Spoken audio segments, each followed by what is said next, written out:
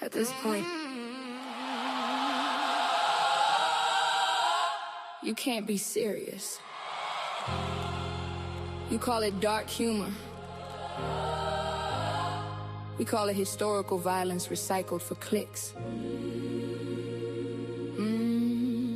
They laugh now the same way they laughed back then. At this point, you can't be serious. Laughing at pain like the chains ain't mysterious. Selective outrage, you're fake and delirious. Smile in my face, then post something insidious. Clock it, tell the truth. Monkey jokes, that history hideous. Plantation punchlines, baby, that's serious. Want me silent, invisible, curious, but I read the fine print. Now the room get furious. Look, a gorilla ain't random, don't play with my intelligence.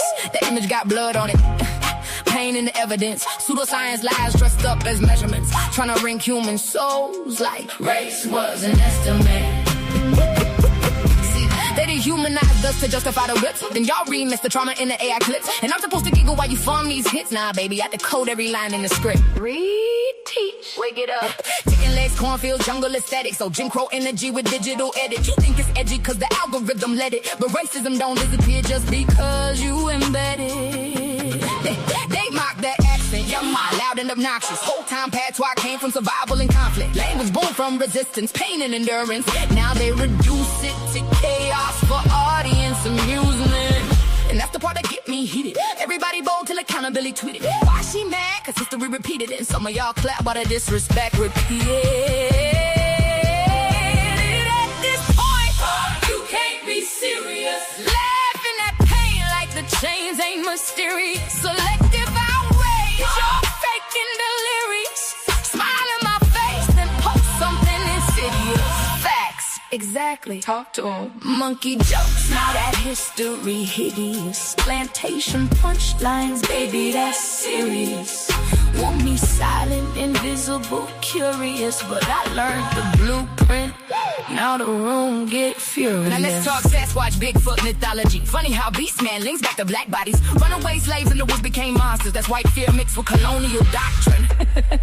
See the pattern? Everything wild get attached to the melanated. Everything sacred somehow get desecrated and repackaged online and exaggerated.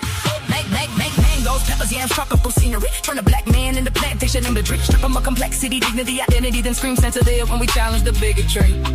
That part. And what's crazy? The same folks, y'all respect everybody, but laugh when the joke got anti-black hobby. That selective sympathy honestly bother me, cause humanity ain't humanity if it's only a policy. You don't get to rewrite history. Then tell us where. Too emotional for remembering it. Our ancestors bled under these caricatures. These weren't jokes. These were weapons.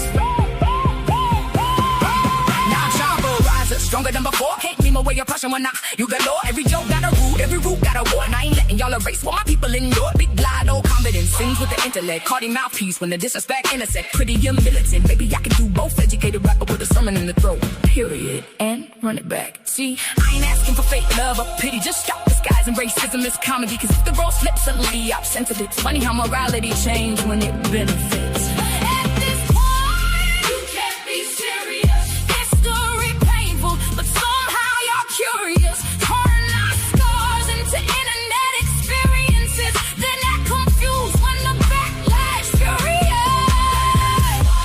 Enough is enough. Hit harder when the bass too rough.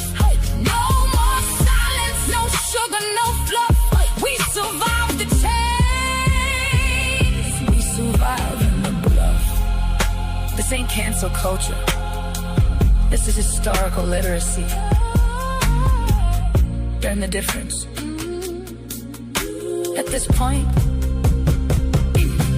you can't be serious.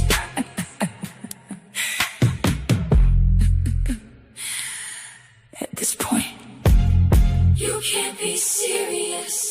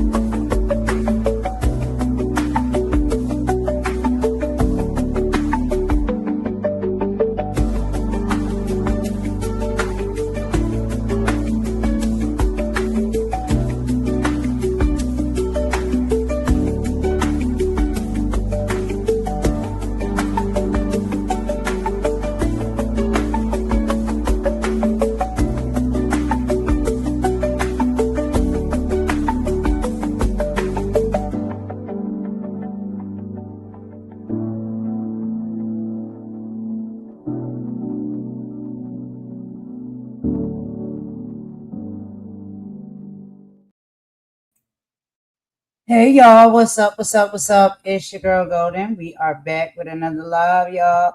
And I got two special people here with me today for our conversation. And we will be in and out, but we have some things that we need to address. And I told y'all earlier when we was on the live, we will be back a little bit later. So here we are, y'all. Um, I hope everybody is having a good evening. It is about 7:13 p.m. here Eastern Time in the Carolinas. Nice evening, still warm and beautiful outside. But as y'all can see in my thumbnail, y'all, we have some things to get into. So basically, let me go ahead and just be very vague right now. I seen a AI video, and I think many people have probably seen that AI video. That kind of came off a little hmm, interesting, to say the least. We'll get into it though. You know, we have some historical things that we'll be talking about, and some facts and stats as well to support our talking points and our narrative. But yeah, these images, they're on my thumbnail right here because I want to draw to see because I cannot put up the original images because y'all know how people do. They'll try and strike you. But these images are a depiction of some of what I saw in an AI video that was being heavily laughed at on another platform and channel earlier today. And there's a lot of racial depiction in these images that we're going to talk about and get into in just a moment, y'all. So before we get into that, I do have Imani back here with me, and Carlos is here as well. And of course, Mama Boyer is in the back. She is listening in the background. So I'm gonna just go ahead and say hello to y'all. And then we'll get into what our talking points are going to be for this evening. So what's going on, Imani? What's going on, Carlos? How are y'all doing? I'm good. I'm good. How are you? How are you? How are you, Carlos? Hey, what's going on, y'all? I'm good. Another day, another dollar. Right, exactly. Yeah, so overall, y'all, we having a pretty decent Sunday. We at least trying to.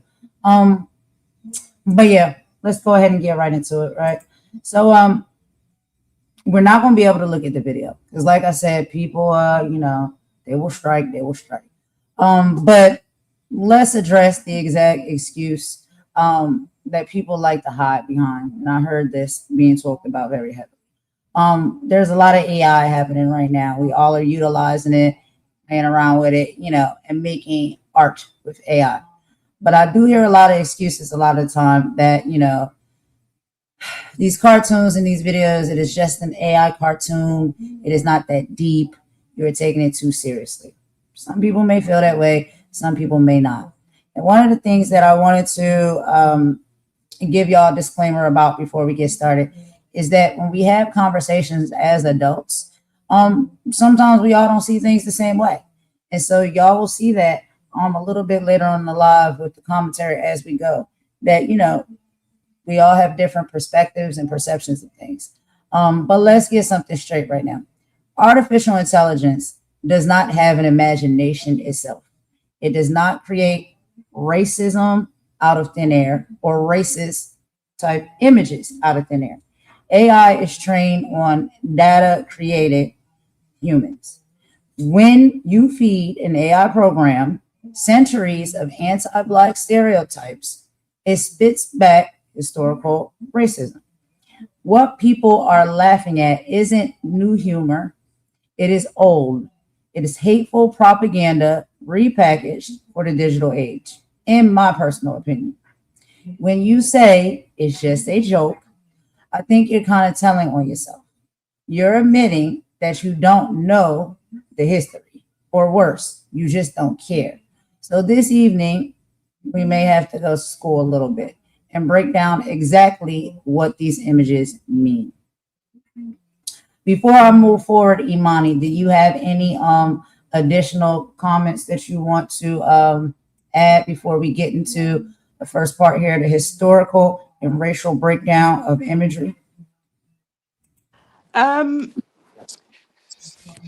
no, but I I really wanted to point out something that I heard because I heard that in us pointing out this imagery, and other things that have been going on that platform, we have been deemed to be divisive by the person who created the video. Okay. And the person who created the video is a Caucasian woman from Australia. Okay. Now, calling out racialized imagery is not divisive. Refusing to acknowledge why certain imagery has historically been harmful is what creates mistrust and conflict. And people are allowed to question content that appears to rely on stereotypes or dehumanizing symbolism, especially when those themes have deep historical roots.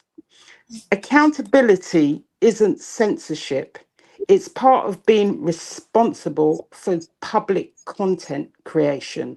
So please, please miss me with the lecture about division when you've created such an offensive video. And that's all I've got to say to start with. Okay. Yeah, I agree. You know, it's a lot of gaslighting happening.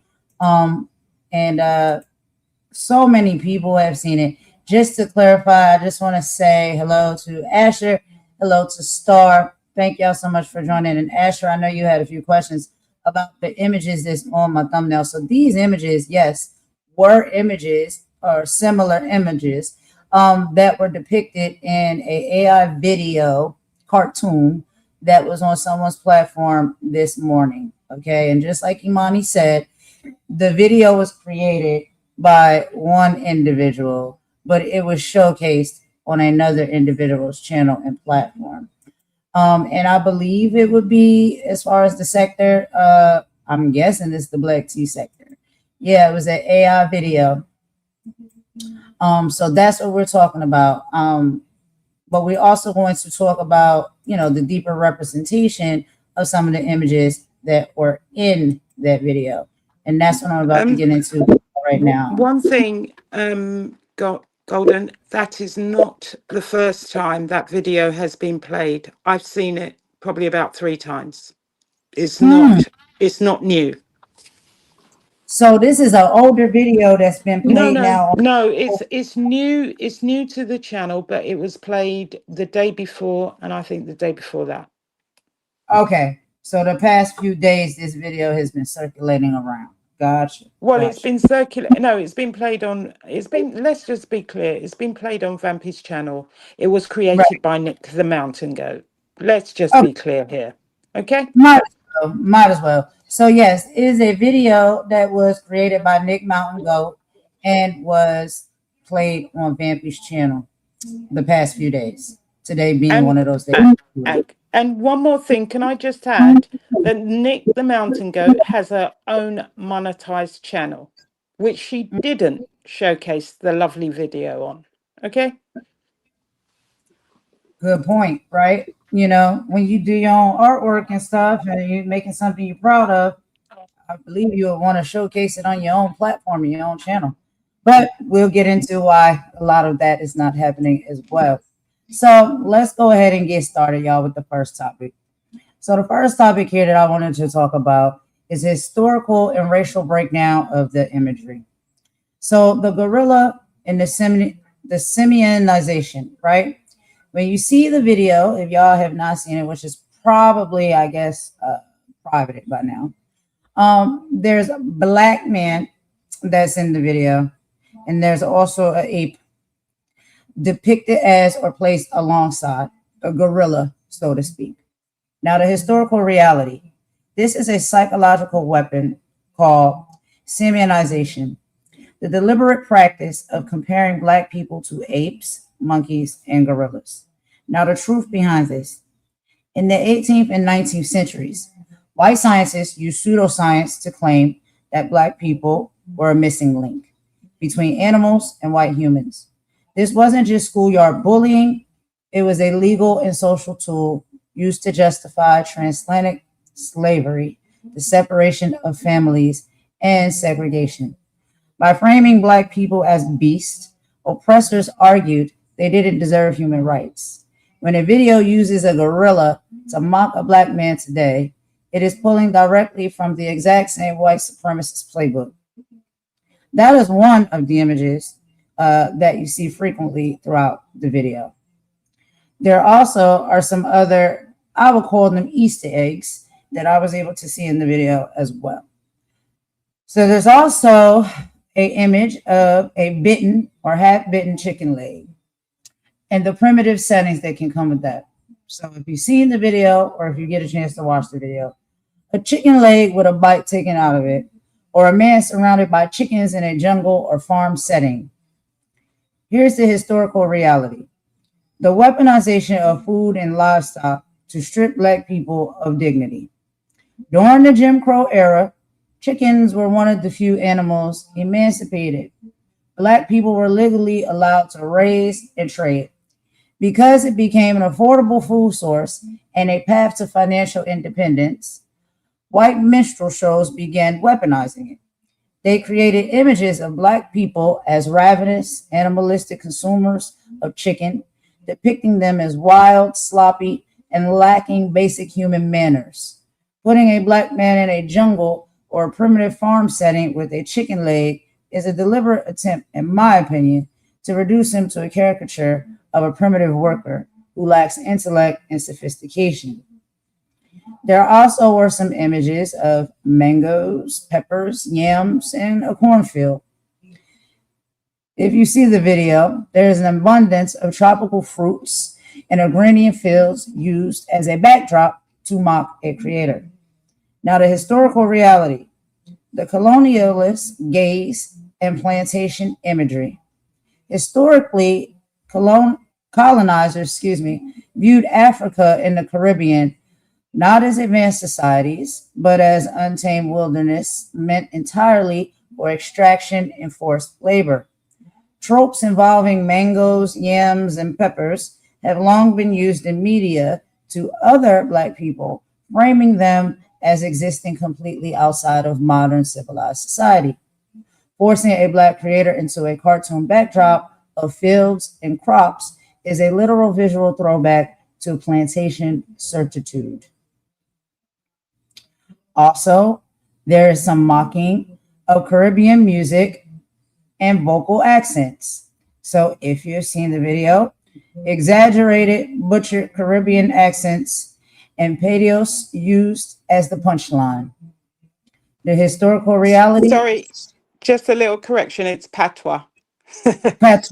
Oh, that's the word, child. I pronounced it wrong myself. Patois. Used as the punchline. It's not patios. I didn't say patios, though. No, you didn't. But it is patois, y'all. I'm sorry.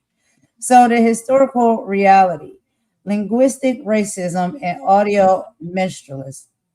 The truth, Caribbean dialect and patois are legitimate, deeply complex languages born out of survival, resistance, and the blending of African and European traditions. When non-black creators or internet trolls use these accents exclusively to make a character look foolish, uneducated, or chaotic, they are reducing a rich global culture into a cheap joke for mainstream amusement. It is modern day blackface for the ears. Now, Imani, I know we talked about this one together, so I want to see if you want to pick up on this. Number 3, the secret history, the racist roots of Sasquatch. We talked a little bit about this earlier. Would you like to dig into that one a little? No, you can keep cooking. You're doing fine. Okay, I got you. So, the secret history, the racist roots of Sasquatch. Let's talk about the use of Sasquatch or Bigfoot imagery to target a black man, because this is where the ignorance really shines. The stolen culture. The word Sasquatch comes from the indigenous coast Salish word, I don't know if I'm going to pronounce this right, Saskets. In Native American tradition, this was a sacred supernatural guardian spirit of the forest. It represented a deep connection to nature and commanded immense respect. Now, the white supremacy twist. In the 19th century, White settlers co opted this indigenous concept and merged it with old European folklore about the wild man of the woods, a beast that lacked human reason. The anti black weaponization. During slavery in the Jim Crow era, white society frequently used the myth of the ape man or Bigfoot as a literal proxy to describe black men. Black men who escaped plantations and lived autonomously in the woods were demonized in the press as hairy monsters lurking in the wilderness. Early religious folk doctrines even tried to claim that the biblical Cain was cursed to roam the earth as a huge, dark, hairy creature, directly linking the concept of Bigfoot to spiritual and racial inferiority. When you see Sasquatch imagery used to mock a black man today, it isn't an innocent folklore reference. It is a continuation of centuries old obsession with framing black men as subhuman beasts of the woods. So let's go ahead and address the blatant disrespect. Let's call a spade a spade. The creation of this video is disgusting, but the reactions to it are a tragedy. We are witnessing a modern day digital minstrel show, and people are throwing pennies at the stage and laughing. The disrespect here is multi layered. It's disrespectful to the person being targeted. It's disrespectful to our ancestors who had these same images used to justify their bondage. And it's disrespectful to the intelligence of anyone watching it. To the creators who made it, shared it, or sat in the comment section giggling, you are showing the world your lack of character. You are showing that you are showing that your hatred, your jealousy, or your desire for cheap internet clout is so deep that you're willing to weaponize white supremacy just to get a laugh. It is tacky, it's low vibrational, and it's nastier than any internet beef could ever justify. So, what is the moral to the story? Selective outrage. So, what is the real moral to the story here? Selective outrage is a disease in our community. We live in a space where people will hold 3-week long panels over a minor disagreement or petty rumor. People will scream about respect and accountability until they blue in the face. But the second someone they don't like is targeted with blatant institutional racism, suddenly they lose their voice. Suddenly it's just a cartoon. Suddenly it's not that serious. If your morals are conditional based on who you like or dislike, you don't have morals. You have biases. When you excuse racism because it's aimed at someone you have a gripe with, you aren't defeating your enemy. You are validating the very system that despises all of us. History repeats itself when the community stays ignorant. We cannot demand respect from the outside world when we are busy caricaturing, degrading, and laughing at our own people inside our own house. So, I did come up with a few questions. These are some about 10 deep-rooted questions comparing the virtual scenarios to the physical scenario.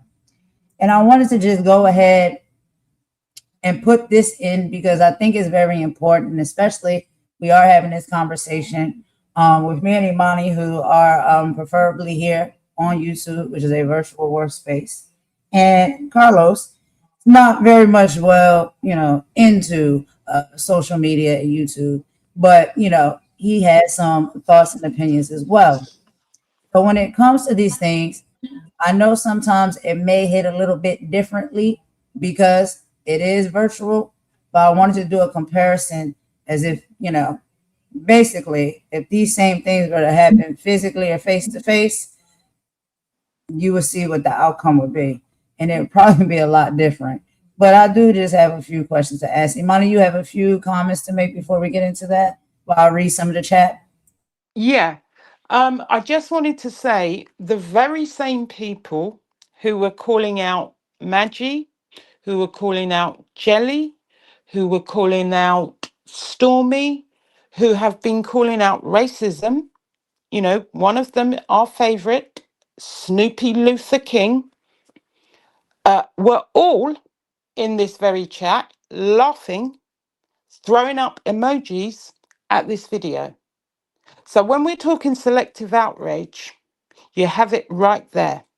When we're talking the moving moral benchmark, you have it right there. Because this is the person who said that Maggie was from the triple K sector. This is the same person who was talking about Jelly, and not that I agree with anything that Jelly has done, including calling people the N-word. This is the same person who was dropping the tea, that posting a picture of a monkey was a racist microaggression and she needed to be careful because of the space that she was occupying. The very same person. So make that make sense. Thank you, Imani. So yes, exactly. On top of this imagery, there's been a lot of different imageries that we've seen very much similar on this platform. And I hear there's things that come out of these people's mouth that it just floors me, because it just goes to show you how much they don't follow. They paint narratives to be what they want them to be. Anytime I've seen depiction of any Black person being painted out to be a monkey or an ape, I have always spoke up and said, that is racist, that is disrespectful, that goes back historically far, and it's disgusting. I've always said that. Always said that. And so, you'll have people that say, you have selective outrage. I don't have selective outrage. I speak on these things when I see them. Very clear. So, also, in addition to what you said, Imani, yes, absolutely. When we're talking about people who have selective outrage and hypocrisy, yeah, these are people who have sided with and let certain things slide that are similar to this. And they have actually given themselves some type of position or title to be a representative or someone who speaks up for the Black community in the Black tea sector, in the injustices or the racism that we experience. But yet everybody who exudes this type of racist or inappropriate behavior doesn't get called out by this individual. So, what can we say when it comes to that? But yet there's so much anger and there's so much rage because we're calling this out. Yeah, as we should.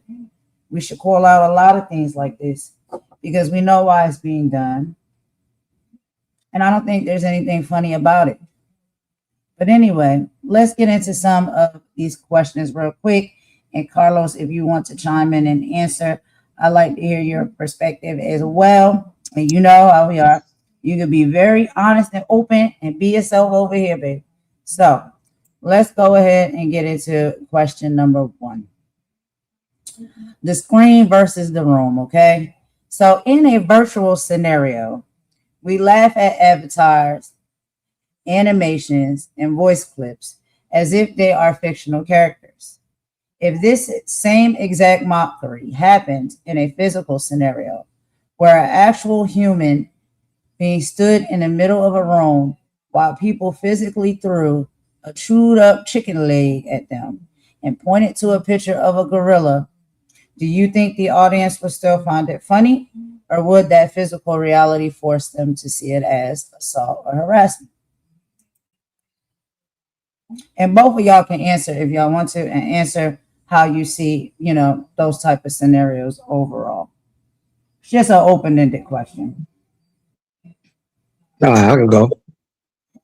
So, you said if somebody threw a physical. First of all, I see internet and physical people being face to face totally two different things. On the internet, Right. you can say whatever the hell you want to fucking say. I can't see you. I'm not gonna waste my energy on you because I don't know you. But if you're doing that, if something like that was to happen in front of my face, I know people don't know me. I don't know this internet stuff. So if you don't know me, I'm a straight about that life kind of dude.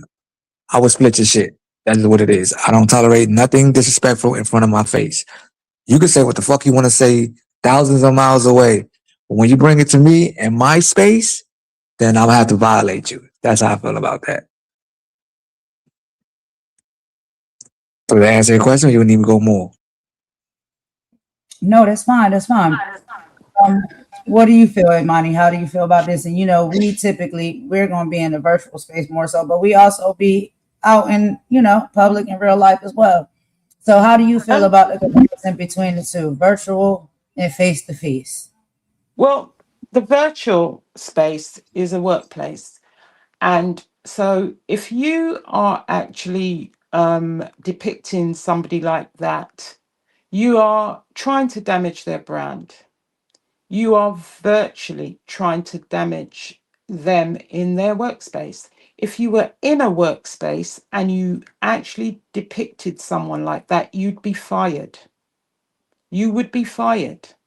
Now, there's other things that can happen in the virtual space, in that you could be sanctioned and all sorts of stuff.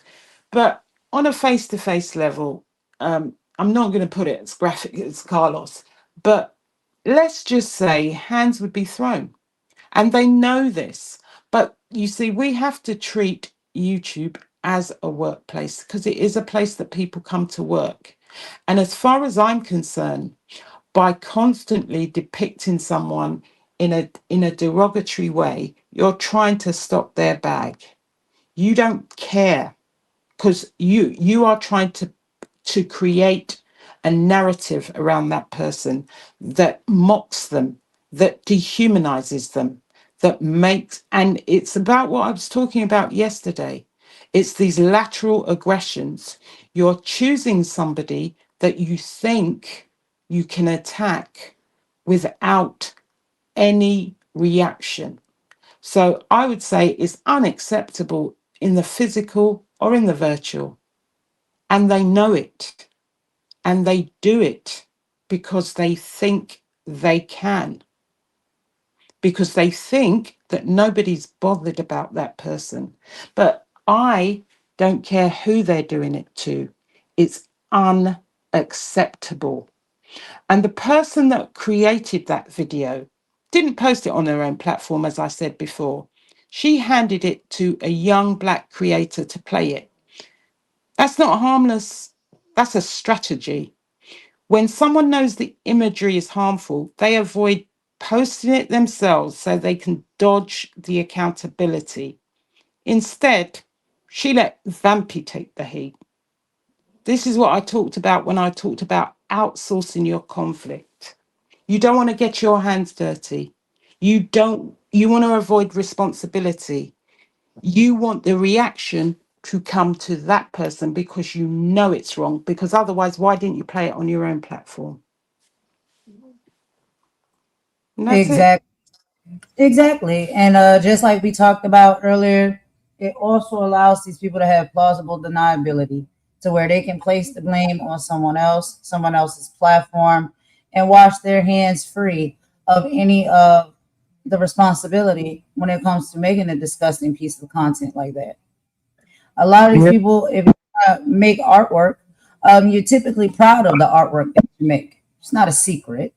We know who made it. We heard who made it. Vampy said who made it. And my question is, why would you make something like that? Go ahead, Carlos. Now, I agree with you, Maya. If it's fucking with your bag, and also you, Golden, then yes, speak about it, address it. But does it does it really make an impact on it? Because they just gonna keep doing the bullshit back and forth. It's like a back and forth thing. So do you keep on arguing with this person, or because see, I don't know nothing about this YouTube bag stuff, so I'm just trying to get clarity of how this YouTube stuff works. Do you keep on arguing with it and it's keep fucking with your brand or your bag, or you just say one time and dead it? How did that No, work? Because they never for going to me, stop. Obviously, they never going to stop because you no, can't touch them. You can't do nothing to them. no, for me, it it stops here. because I'm not going to address it again. But the fact is, the hypocrisy needed to be pointed out, because apparently, yeah, well, you probably wouldn't know this. Some of these people have been walking around telling other people that, about their racist behavior, and really, really making lives and honing in on it. So the question was, do they really care about racism? Because if you're watching this video and you think it's okay, but you don't Mm-hmm. think it's okay for someone to post a picture of a monkey on a tree, do you really care about racism, or are you performing what you think you should be doing because you dislike the person that has posted that picture? That's why I said it's fake.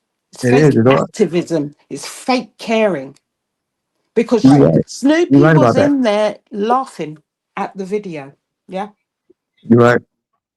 She was in there laughing. She's there telling Golden that she's always talking about race and Golden's a racist. Yeah. But Mhm. yet you watched that video and you thought there was nothing wrong with a black man being pictured in the fields with corn behind him. I mean, it was, and then they're telling us it's a parody, it's a joke. Yeah, it wasn't That a they joke when then dropping the tea posted a photo. She did a whole live telling her she's using racist microaggressions. Then they now want to turn around and say, we're creating division. Please, please don't try and offload your shite to us. You know it's wrong, Nick. That's why you gave it to Vampy. And that's why you came out with these poor excuses of AI. It's a parody. A parody of what? If I put you in white hoods with burning crosses beside a church, would that be funny? Is that a parody? Hmm? remember, Imani, we have to add music.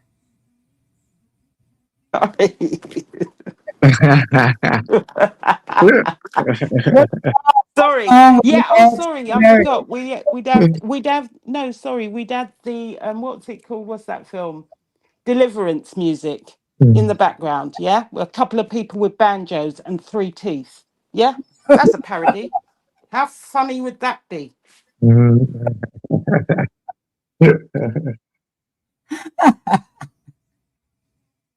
Yeah, because it's just a parody. It's all in good fun. It's just comedy, right? Give me a second. Exactly. Mhm. Anyway, okay. So next, y'all, the AI shield versus personal accountability. So, in a virtual scenario, people claim the AI program generated it. I just typed in the words using technology to separate themselves from the outcome. If we transition to a physical scenario where a person hand paints a billboard of a black coworker as a subhuman beast in a jungle, they would face immediate termination and social exile. Why does the virtual presence of AI make people feel insulated from the real world consequences of their own ideas? What do y'all think about that? AI only do what you tell them to do. So that's your idea. If you built something or made something like this, and you talk about AI, put it up there. No, that's your idea. They don't think for themselves. Not right now, anyway. I And for the agree. no, they don't think Absolutely. for the and for the street shit. If you do it, that's a risk you taking of getting your head bashed in the back of the head while you doing it. I'm just saying. You know what I mean? But most likely, people don't do that. They ain't gonna do that because they know the consequences. See, the problem with this, I think, to me personally, the problem with this YouTube shit is that people is behind a fucking computer and safe behind a keyboard, and they know damn well in real life they would never even think about doing nothing like this. Mm-hmm. But since they safe, they could do what they want to do. Absolutely. Absolutely. What do you think, You know what I Imani? mean? Yeah, but the point is, they think they're safe. Then they give it to someone who doesn't fully sometimes understand the impact and wants to be in close proximity to those she thinks she have influence, but they know full well what they're doing. They know full well what that imagery means. I mean, unless Snoopy has lost her memory, she was the very one saying Maggie was from the Triple K sector because she was trying to ask questions of people that had made racist statements. She was the one that was asking the question as to why. So unless you've had a brain drain in the last 2 weeks, you were the one that did a whole live on Dropping the Tea, talking about her microaggressions, talking about being careful because she's in black spaces. But you'd thrown up laughing emojis today because Yeah. it's about someone that you don't like. And this isn't about the person, it's about, because you know full well you wouldn't try that crap with a Sean Davy Way or an OKP because you perceive they have more power. So you're just trying to play smart and cute with words, calling it a parody. Try that with a bigger content. Try that with MIMS, for example. See how funny Right. he would think it is. Hmm? Yeah, Right. no, you wouldn't dare. Try it with Armin Wiggins. See how funny it would be if you did that to him. Hmm? Yeah. Right. You, Right. Conscious TV. Yeah. Try it with yeah. all of them. Yeah. Mm-hmm.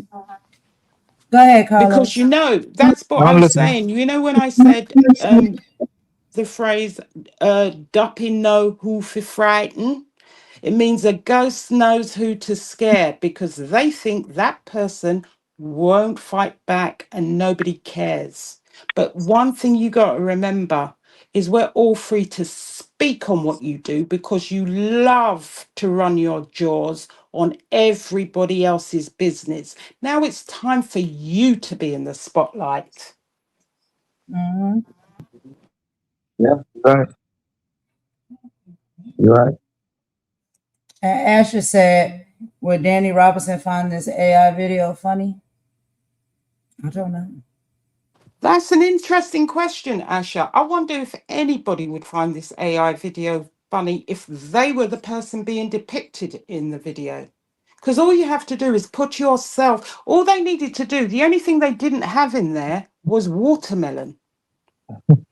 But they had everything else. I I That like wish was the y'all only could. watermelon. thing they didn't put in there. I really wish y'all could. And Watermelon, my favorite. I got screenshots. I took the screenshots of Photoshop. I said I couldn't believe it. I could not believe all of the things that they tried to depict in that video. Like just to think that we would not be able to peep that. Like, are you kidding me?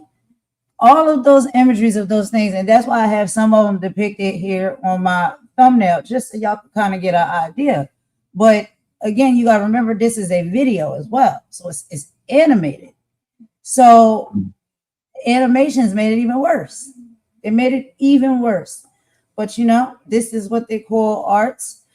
They think that this is appropriate and okay. Just like, we were calling out names, same as Star said, yeah, Too Strong, not my favorite people. But no, you wouldn't do that. You wouldn't do that to their platforms. You wouldn't do that to any of these other guys here on YouTube. And like Imani said, they pick the ones that they feel as though they can come after. And it's all because they have a certain gripe with certain individuals.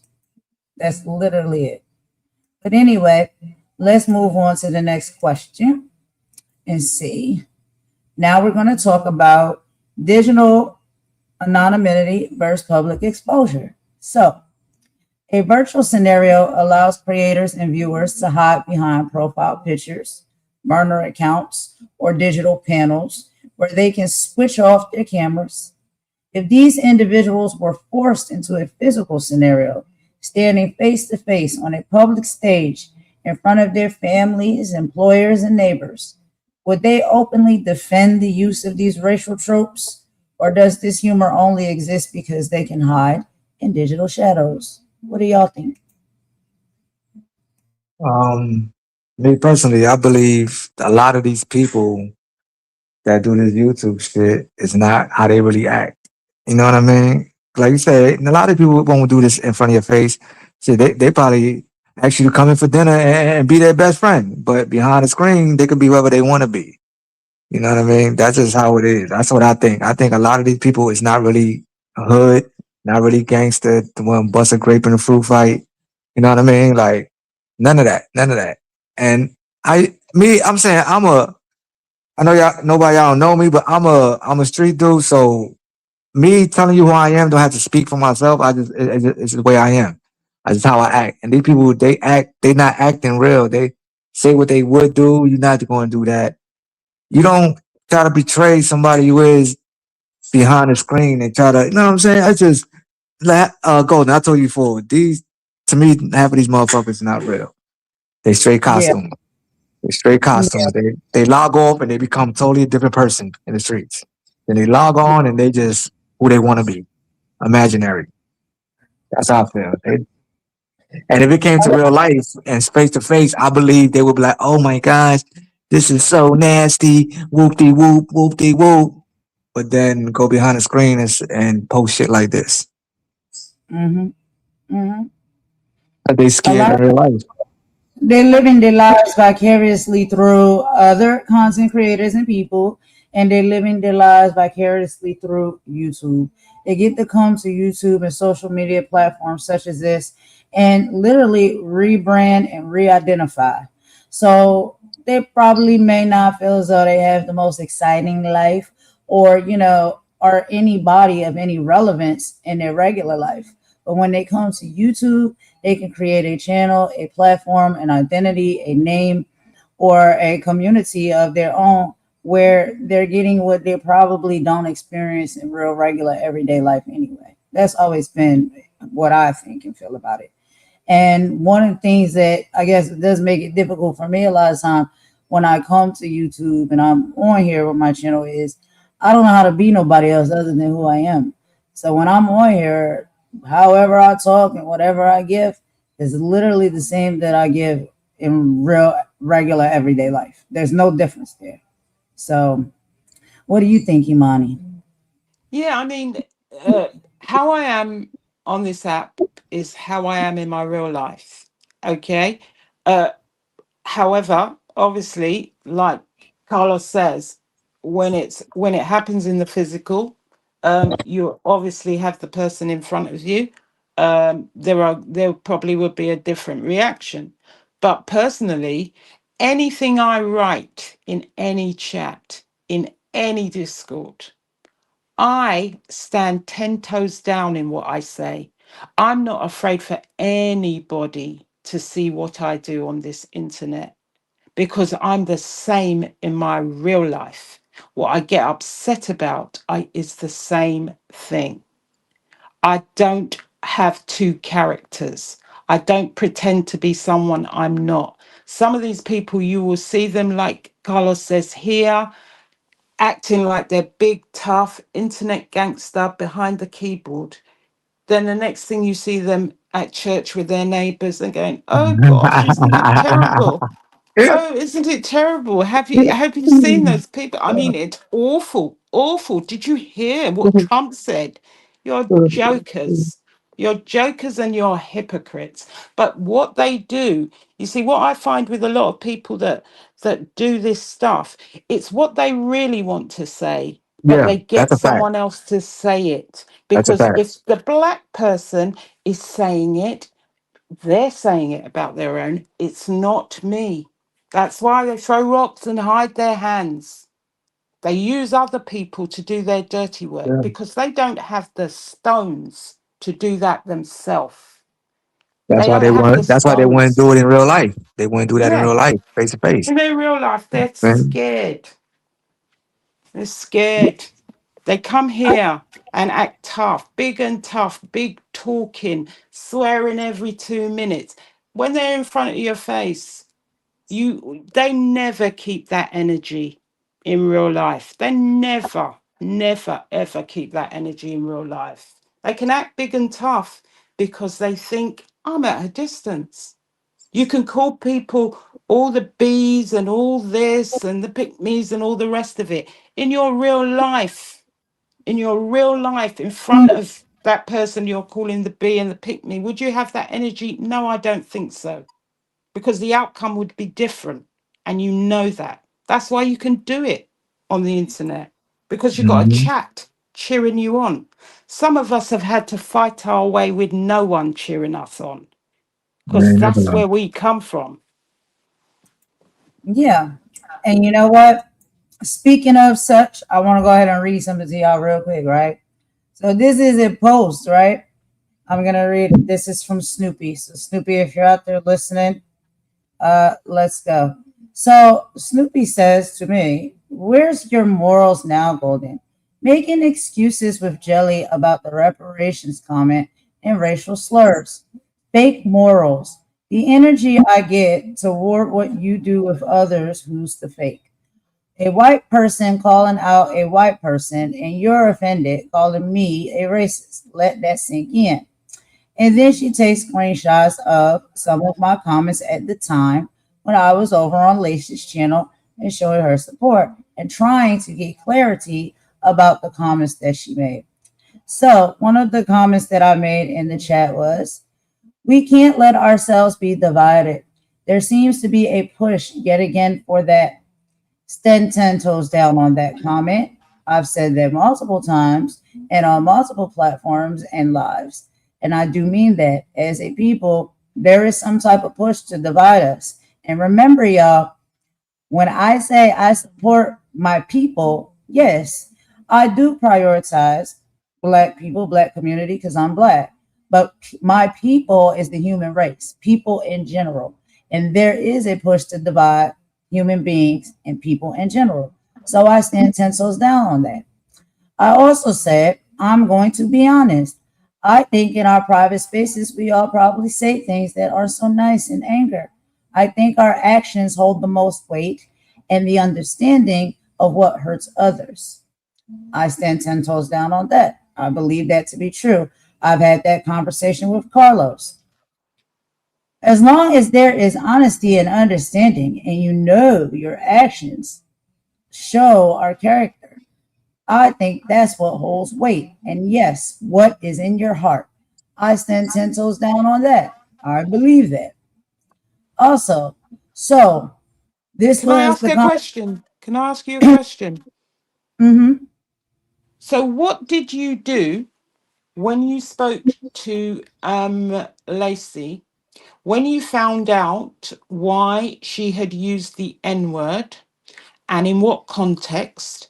And when you found out when she said that we were sold for spices and we didn't deserve reparations, what did you do? And why has it caused her to be making diss tracks about you, Golden? Hmm? Called it out. I asked for questions for clarity. I held a live where I allowed her to come and speak directly because I wanted to know directly from her what is going on with all of this. This is my first time hearing about it. And there was an audio that was played in her voice that she has now come out to say was AI altered. She also went to say that she could have said that but couldn't remember. And she also would need to know the context. And the other person's part of the conversation was removed from the audio. So she can't be sure of the context that she may or may have not said that in her own voice. In which I think to myself, I don't care what the context is. Nothing warrants those type of comments to be made. So again, I opened up my channel and the floor for that conversation to be had. Other individuals who knew this person before I knew this person had encounters with her that were wrapped around disrespect and racial, disrespect comments, things of that nature. And I also opened up the floor for those people or those individuals because they try to throw that out there too when I say those people. Am I going to name each and every person by name? No, I'm saying all of the Black women, all of the women that were on my panel at the time had an experience with her and they wanted to tell their story and their experience. things that I did not know. And I figure if I'm going to hear her out, I can hear them out as well. And so that is what that panel on that live was about. Now, all of the history between her and these people, I have no idea about. So when things start coming out, it was my first time hearing it as well. Anyway, we weren't able to get to any type of resolution when it came to that platform and that live because Lacey decided to leave. Anyway, based off of this comment, Lacey is saying that the audio was AI manipulated. So I asked the question, so most of the audio was manipulated? That's the comment that I made. Then 10 toes down on that as well. All right, let's keep going. So after that, you ended whatever it was you had with Lacey, and there's a bit of a fractious relationship. This is what I was trying to get to. But however, someone that stands up as the arbiter who was berating you for actually being on her platform before you knew what she had said is now the same person who was in Vampy's chat laughing at this very same video. Right. So that is what my point is. Yeah. It's the hypocrisy for me. Right. There is a It's lot the of hypocrisy. fake activism for me. Sorry. No, you're fine. And so No, then that's another it. No, you're fine. So another comment that I said is, so we can just say, yes, you said those things in anger towards a specific person, and the personal call got recorded and is now being used against you. That is what they were saying. That is what Lacey was saying. So I'm trying to gain clarity. I said also, everyone knows that these things can happen, but I am just trying to gain clarity. Said that in the chat. Stand 10 toes down on that. All right, moving forward. I need to make sense of what I'm hearing. Stand 10 toes down on that. I wanted to hear and gain context for myself because I know how people can lie. It's hard for me because I have been fooled so much on this platform. I feel people are cool, then it turns out that they aren't. And then it's up and down and round from there. I try to use my discernment. And to trade it and sold people for spices, I'm like, what is that? People say nasty things in anger. But Lord, that was a lot. I said, I make mistakes myself, and a lot of times I misspeak, and we have to fight for our lives on this app. So I get it, and sometimes people catch strays. Definitely said that. I'm going to be honest. I think in our private spaces, we all probably say things that aren't so nice in anger. I think our actions hold the most weight in the understanding of what hurts others. Again, a repeat. Said that. As long as there is honesty and understanding, and you know your actions show your character, I think that's what holds weight. And yes, what is in your heart. So I stand 10 toes down on all of those comments that I made in Lacey's chat at the time when I was trying to gain clarity about this situation. And after I finally decided to make up my mind on how I felt about it, I didn't drag. I didn't go live. I decided that I just wasn't going to go back over to that channel anymore. And that was it. And then I was on someone else's channel where Lacey decided to show up.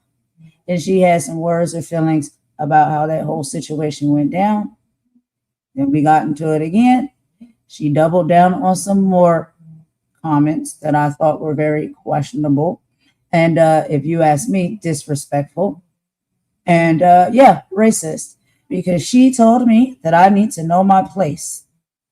So I hope that clarifies everything. Because people can post screenshots of chats all day long. Like I said, I can stand 10 toes down on whatever I say in a chat. I can stand 10 toes down on whatever I say on a live. I can stand 10 toes down on whatever comes out of my mouth. At a certain point in time, I may say things, may change my mind from that time to the next. That's just how life works, baby. So anyway, I just want to go ahead and address that because people always feel as though they have receipts and gotcha moments, but nothing can really get you if they don't even fully understand that you own your own stuff. You own what you say, you own what you do. So that's There's it. no That's gotcha. There's no gotcha moment with this video. What the only thing they can say is thank you, House Queen. why the video was made, why they thought it was funny, and why they've repeated it several times, and why they're now trying to justify us raising the point, because they like to raise everything that everybody else does and call it causing division. Yeah. Mhm. You're not getting away with this one. I'm sorry to say. You're not getting away with this. And it's the fact that you put it on someone else's platform. So they take the heat because you think it's okay. If she plays it, she's black. They're not going to attack her. You knew full well what you were doing, Nick. That's why you were going around in circles talking out of both sides of your mouth today, talking about AI and everything, and us creating division by pointing out that you made an offensive video. Maybe Exactly. accountability is not in your vocabulary, but what I would suggest is an apology and some diversity training and rethink your AI prompts. Right, because like we said, the AI is not going to come up with anything that you don't prompt it to make. Just like y'all see my thumbnail here and my backdrop here, right? Each and every one of these depictions that you see up here, which I put up there to expose and show and give y'all an idea of the nasty imagery that was in this video. I prompted the AI to make these images. I prompted it. I typed it in to get these images with details. And so anytime you create something with AI, AI is a tool. Your mindset, what idea you have in your head and your vision that you want to bring to life, that's all on you. That's in your mind. That's you feel. And your verbiage, your depiction of what you want to see in an AI, thumbnail, backdrop, video, any of those things, it comes from you, not AI. You think you just get up on the AI and what? Close your eyes and squeeze them real tight and it reads your mind and come up with some type of video or backdrop. It doesn't work like that. You put in the specific details as to what you want to see and what is happening within that scene, right? You put that in. That comes from you.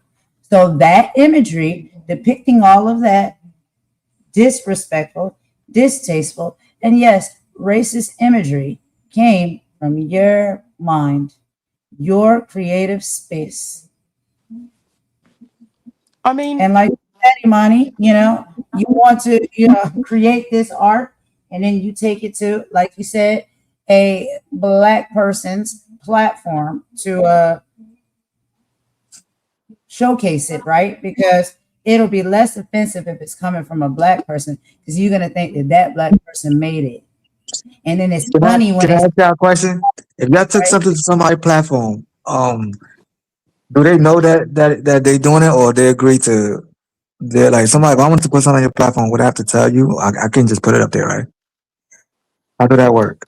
I don't know. yeah, you'd have to give it to Golden to put it on her platform. Oh, that person who did that was in cahoots with it, was down with it then, Yeah, right? yeah, That's yeah, basically what it Right. is. yeah, Yes. Yeah. yeah. Okay, That's, just that's wanted to a know lot, that. that's a lot of the problem as well, right? Because you have to approve that. That would have to pass through you. First, what did they say? Oh, you gotta vex things. Okay. Did you vex it? Did you pre-watch it? We can't be sure. However, once you start seeing where it was going, what it was looking like, and who it was going after, I believe because of who this individual is and the gripe that they equally have with this person, they had no problem with it. So yeah, definitely cahoots, Carlos. Everybody was in on it. And also the other thing, let's be clear. Sasquatch is not going to be one of the first images that comes to your head. You know what Sasquatch looks like. You know exactly what that looks like. Because I know what Sasquatch looks like because I remember the tale of Bigfoot. But is that something you think, AI, create a Sasquatch video? Yeah, that's the first thing you're thinking about when someone is homesteading on a farm. And remember, there's jungle imagery around this video. Jungle imagery, cornfields, you name it, every trope, you see it. But, Yeah. for me, I would just say, for me, the last thing I want to say, let's put this all together. A creator made a video filled with dehumanizing imagery, gorilla comparisons, because the gorilla or the ape was standing next to the creator, primitive settings, tropical fruits, mocking Caribbean accents, and Sasquatch symbolism. She didn't post it herself, she handed it to another creator to play, outsourcing the harm and borrowing legitimacy. And the chat laughed, including people who claim to call out racism everywhere else. It's not Mhm. about identity, it's about dignity, it's about history, it's about accountability. Because when you understand the history behind the imagery, you understand why this wasn't a joke. It's a No, pattern. no. And that's all I've got to say about this. Yeah, and we're gonna move on with the next questions in just a minute. But just like as of recent on the Kevin Hart roast special, a white person decided that they thought it would be hilarious to get up on stage and make a tasteless joke about George Floyd while roasting Kevin Hart.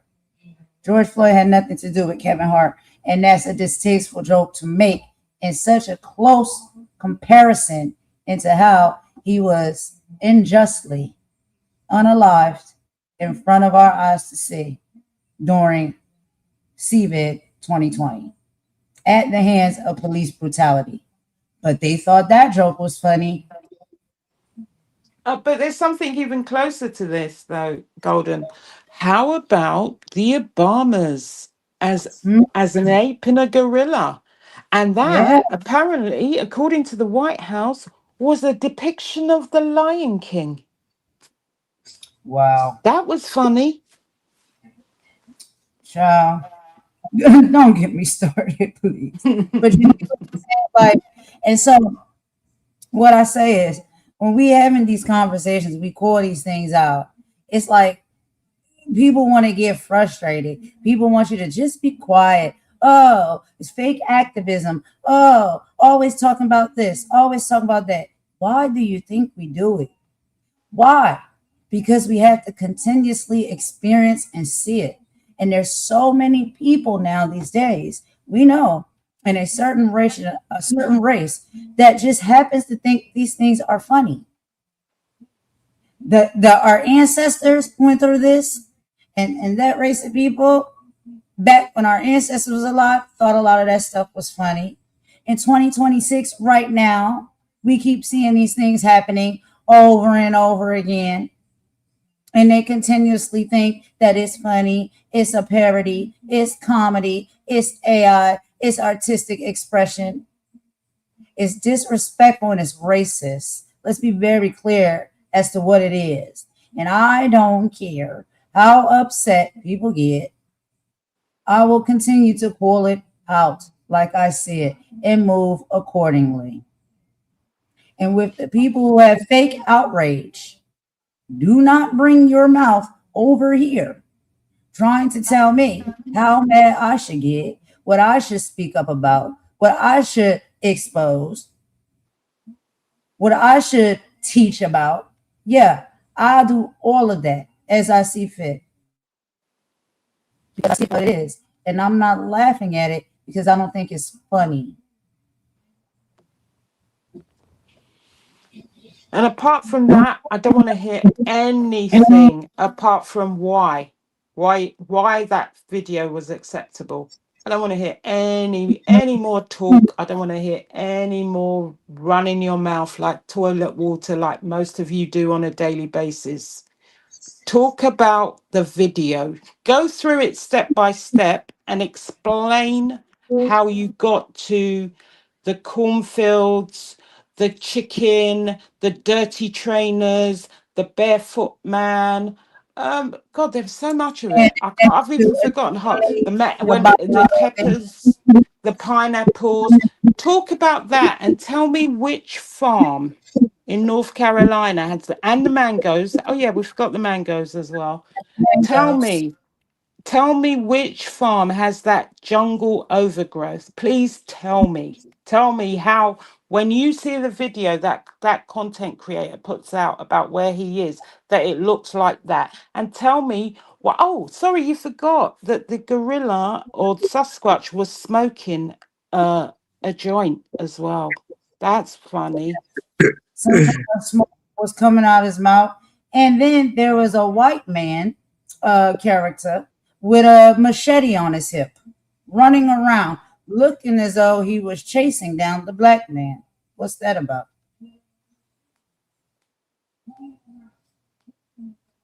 Can Yeah, anybody just go through explain? the video step by step and explain When it. you go to, Explain when it. you go, Imani, when you go to a art museum, right? Hmm.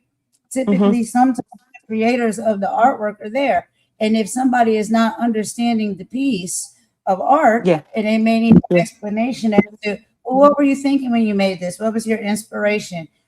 Tell me more. yeah. Maybe I we're just. want an explanation. Can you I tell just, us more?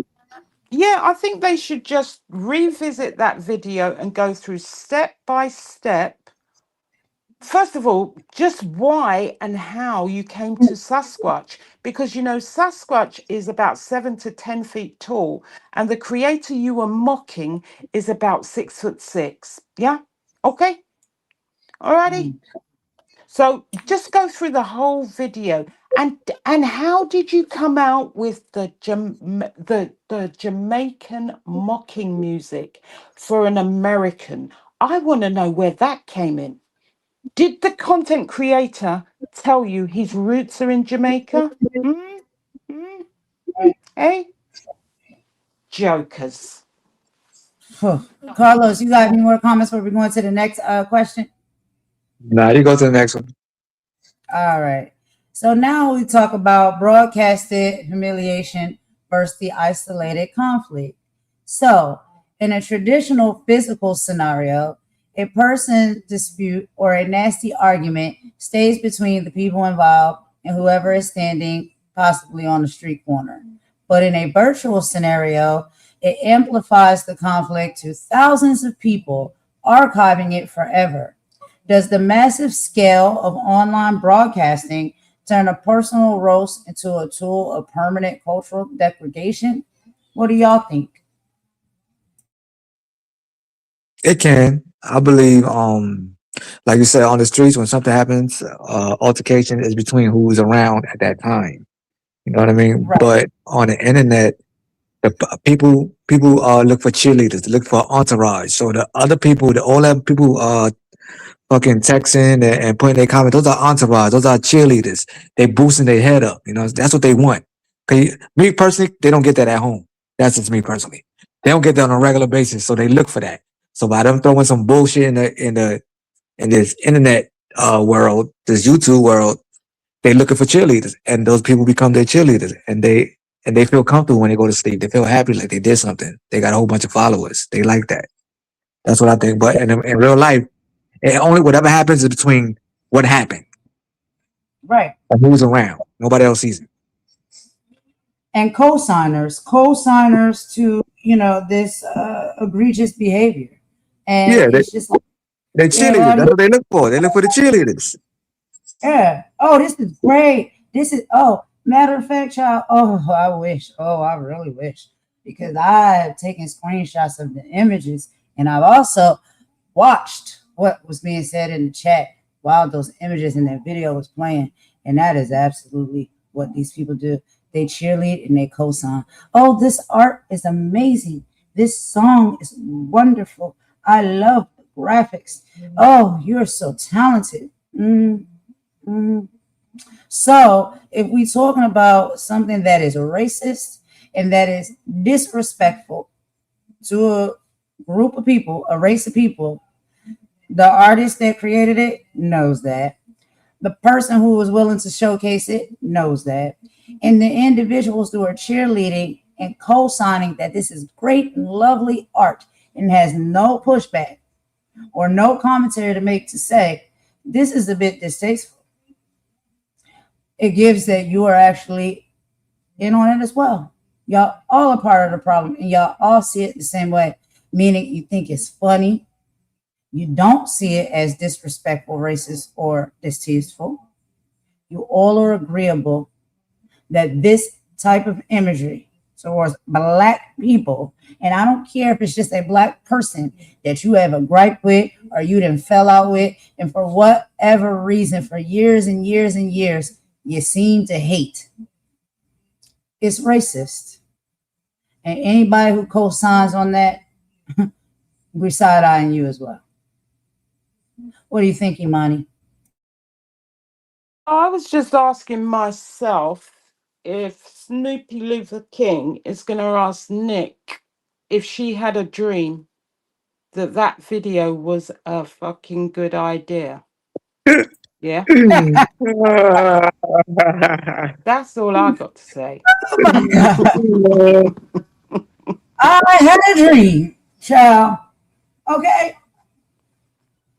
But anyway, let's keep going, y'all. We're going to get into the next question or scenario. So, number 5, strategic outrage versus true moral standards. In a virtual scenario, internet panels will talk for weeks about accountability over minor gossip, yet go completely silent when historical racism is weaponized against an enemy. If this happened in a physical face to face community where elders and neighbors called a meeting to address local ethics, would this selective silence be tolerated? Or does the virtual experience allow people to treat morality like a game where they only deploy rules against people they dislike? Y'all think that's a thing?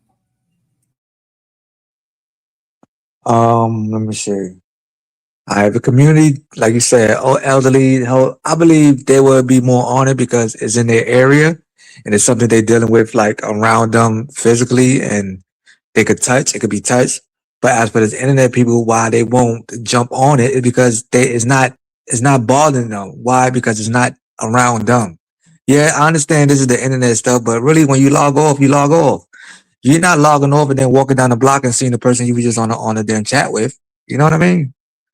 You know what I'm saying? So it's like they're like it's not worrying though. They're not. Yeah, they could talk all the shit they want to talk and gossip or whatever the hell y'all do.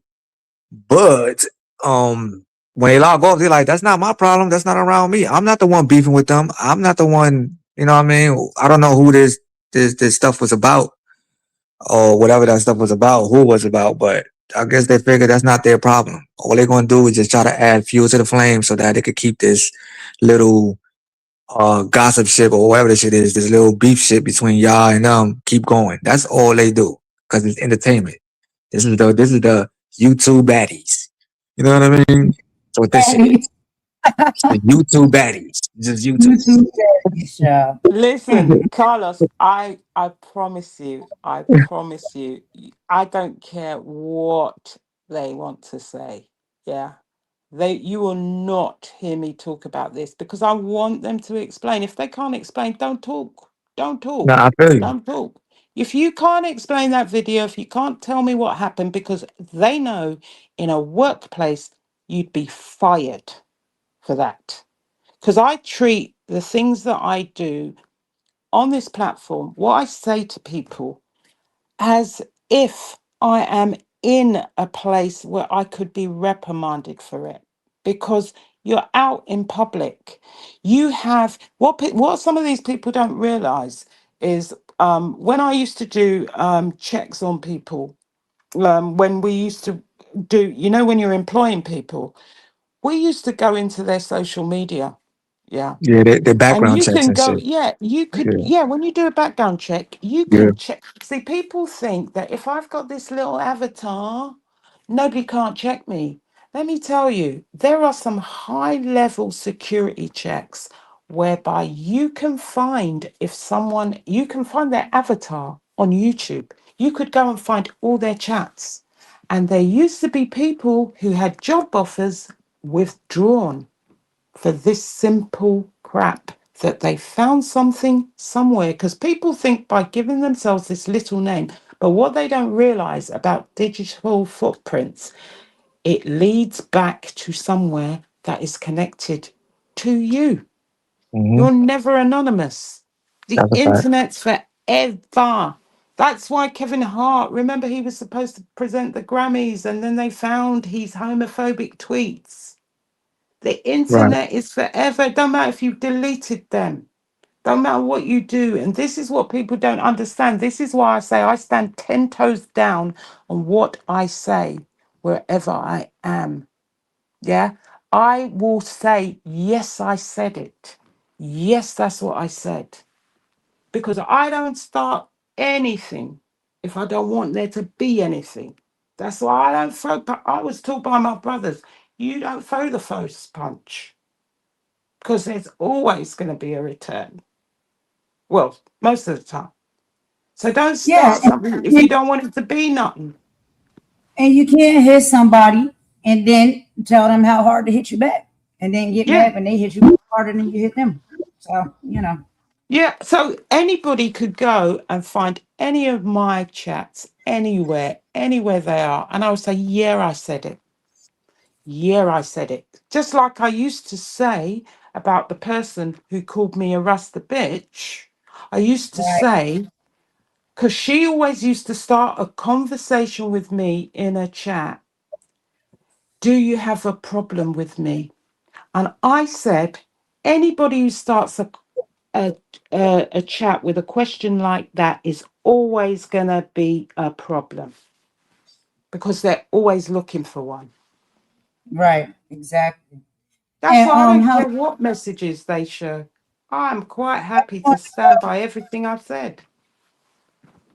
I just wanted to say the House of Queens. I know it's the video or whatnot. It was like earlier this morning where it was on Vampy's live, and she was playing it, and Nick was up on her panel.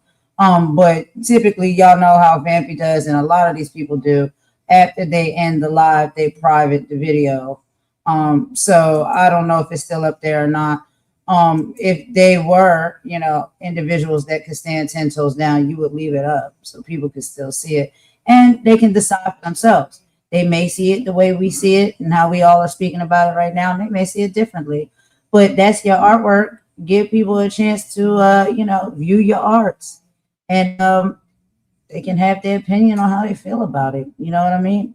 When you're a creator and you do art, don't you want people to be able to take a look at your art and let you know what they think about it, whether good, bad, or indifferent?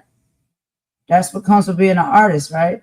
And yes, just to be very clear, we're talking about Nick Mountain Goat, who is the artist. We're talking about Vampy, who held the, I guess we could say the art studio open and allowed this person to showcase their art in their art museum. And we're also talking about Snoopy, who seems to have a really, really bad attitude, angry attitude, because we were calling out some distasteful racist art that we witnessed. So these three individuals are the ones that we're talking about. Hey, Maria. But yeah, that's basically what it is. You know what I mean? So I have the screenshots. I took the screenshots of the images. I took the screenshots of the chat.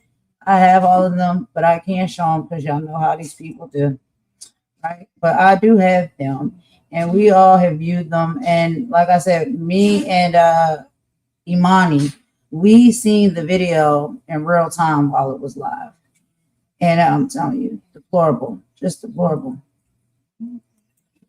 But we're gonna go on and look through the comments real quick. Asher says Nick Mountain Goat made a racist. Yeah. Racist AI video.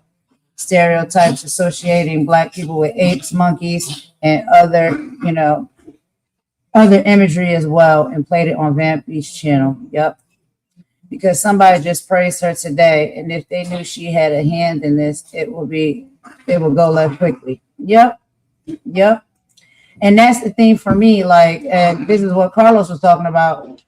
These people are cheerleaders. They will cheerlead and they will sit up there and say that this stuff is great, that this art is wonderful. These people are doing a great job. They don't see, stop. They don't see anything wrong with it, right? But it's clearly racist and it's clearly distasteful and it's nasty. And when someone calls it out, then you become the problem. But anyway, let's go on to the next question, y'all. We almost done here. So, surreal satire versus real world harassment. So, some people argue that in a virtual scenario, over the top AI animation is just digital satire, no different than edgy adult cartoons like South Park or Family Guy.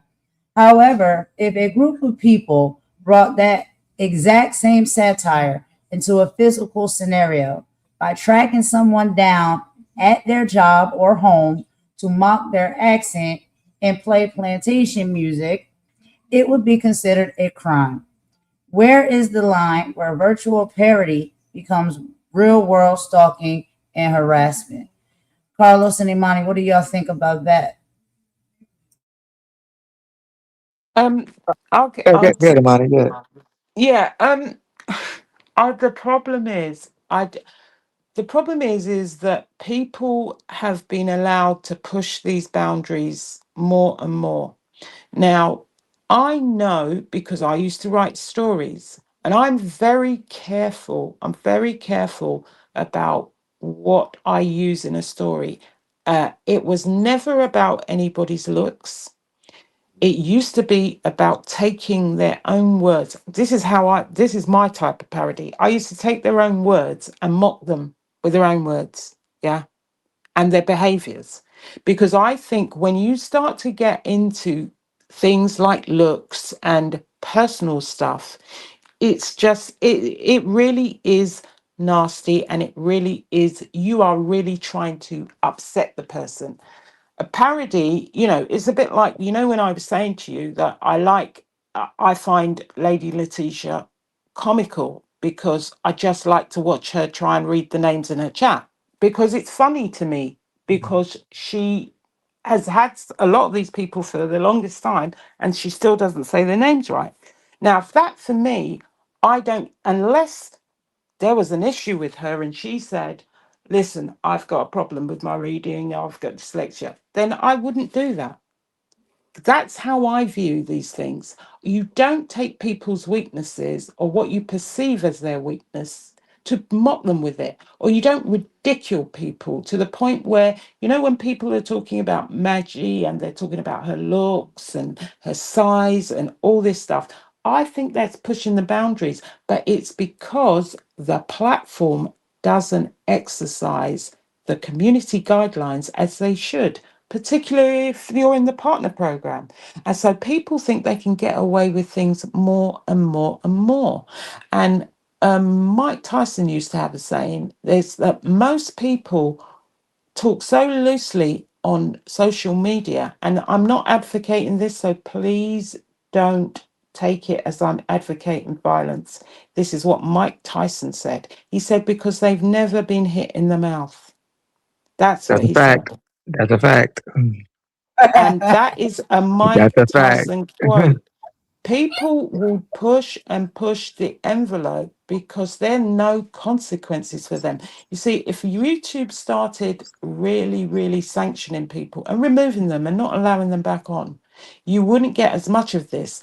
And there's someone that was saying that we didn't mind it when people did it before.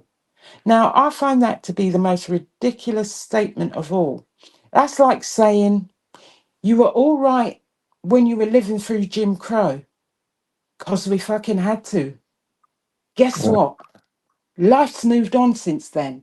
There are new rules and new sheriffs in town. So what someone else got away with, and the fact that that is such a dumb statement when there are 2 court cases for YouTube as we speak in the courts, begs the question of whether you even know the new community guidelines. Because someone else did it. What? Because if someone punches someone and they don't get hit back, I can go and punch them. Is that what you're saying? Because if you are, you're dumb as hell. And that's what I got to say on that matter. Mm. Mm. That was good though. But I agree with you, Amani, about the when they making that towards somebody, because you said, Cole, you said something about what's the difference to it be like a Family Guy show or them doing it. Well, the Family Guy, I guess these shows on TV, because I don't watch a lot of TV either. It it's basically for everybody. It's not directing something specifically towards no one. That shit that y'all saying is doing, whoever did this, is for somebody directly. You know what I mean? So I can understand why y'all would get upset as a community of YouTube. You know, and whoever is at when they gonna say something. I'm just saying, I'm that type of nigga. Like, well, I ain't say that yet, but Right, right. And so, like I said, we know it's geared towards a certain content creator, but the most part for me that I just thought was disgusting is that yet again, over and over again, it is all of these offenses and depictions when it comes to racistness, yeah, deplorable, disgusting artwork, um, things that come out of people's mouths, the way they think that they can talk down to you and treat you because you are a minority, a black person, maybe a Hispanic person, maybe an Asian person. If there is someone, and it's typically these people who, and I'm sorry, we just have to call it like it is, Caucasian people that are still doing this. And it's not all, it is not all of them. And we know that. We know the ones that it's not. We know the ones that are cool and don't like it either because they speak up against it. They speak up. They yeah. But stand you say this. it's the Caucasian people. It could be anybody, but like y'all was just saying, that person who made it, whoever that nigga is, oh, I don't know if it's a girl guy, my bad, but whoever's made it didn't post it. They gave it to an African American person, and they posted it. You see Right. what I'm saying? So it's like we We not have we we multiple. we we hurting ourselves. Oh, girl, child. I mean, not girl, because I'm so used to respond to mine. Um, Yeah, yeah, exactly. Like, and that's what I'm saying. We're having multiple fights at the same time, and we call out all equally, right? Because that is the biggest part of the problem. It is the individuals, right, that look like us, black people, right? That there's some that's very much okay with this behavior. There's some that's very much okay with how people talk to them and treat them. They don't say anything. They don't speak up for themselves. Let alone they don't speak up, of course, for the community or anybody else. They don't even speak up for themselves. They allow themselves to sit there and be disrespected and talked down to as if they're lesser than. And then they allow these people to come in and take over, speak on their behalf, play in their face. Really, they're playing in your face and they're laughing at you. You know that saying where they say they're not laughing with you, they're laughing at you. Yeah, there's a lot of that is happening. And that is one of the biggest problems, I think. It starts there. But how much more somebody got to do it. That's all I'm going to say. Somebody got to call it like it is, and somebody got to do it. And there's multiple people out here that are saying and doing it. And the more we do that, I think that's how you nip these type of things in the bud, so they're less likely to happen, and people don't feel as comfortable in your face and in these places and spaces doing this type of stuff with no type of consequence. And like we said, we're making a comparison when it comes to virtual versus physical. And what a lot of people feel overall is that virtually they can do these things and there's no consequences. Well, guess what? There are consequences when it comes to virtual. Not only will you be exposed and popped, right, and dragged for this nasty type of behavior. But once you take it too far below the belt and you keep pushing and pushing and pushing, guess what? There's legal ramifications as well. And I know you don't know a lot, Carlos, but we see a lot of that playing out. And this is from years of this happening on this platform. Listen, you said Okay. legal. I don't like the police.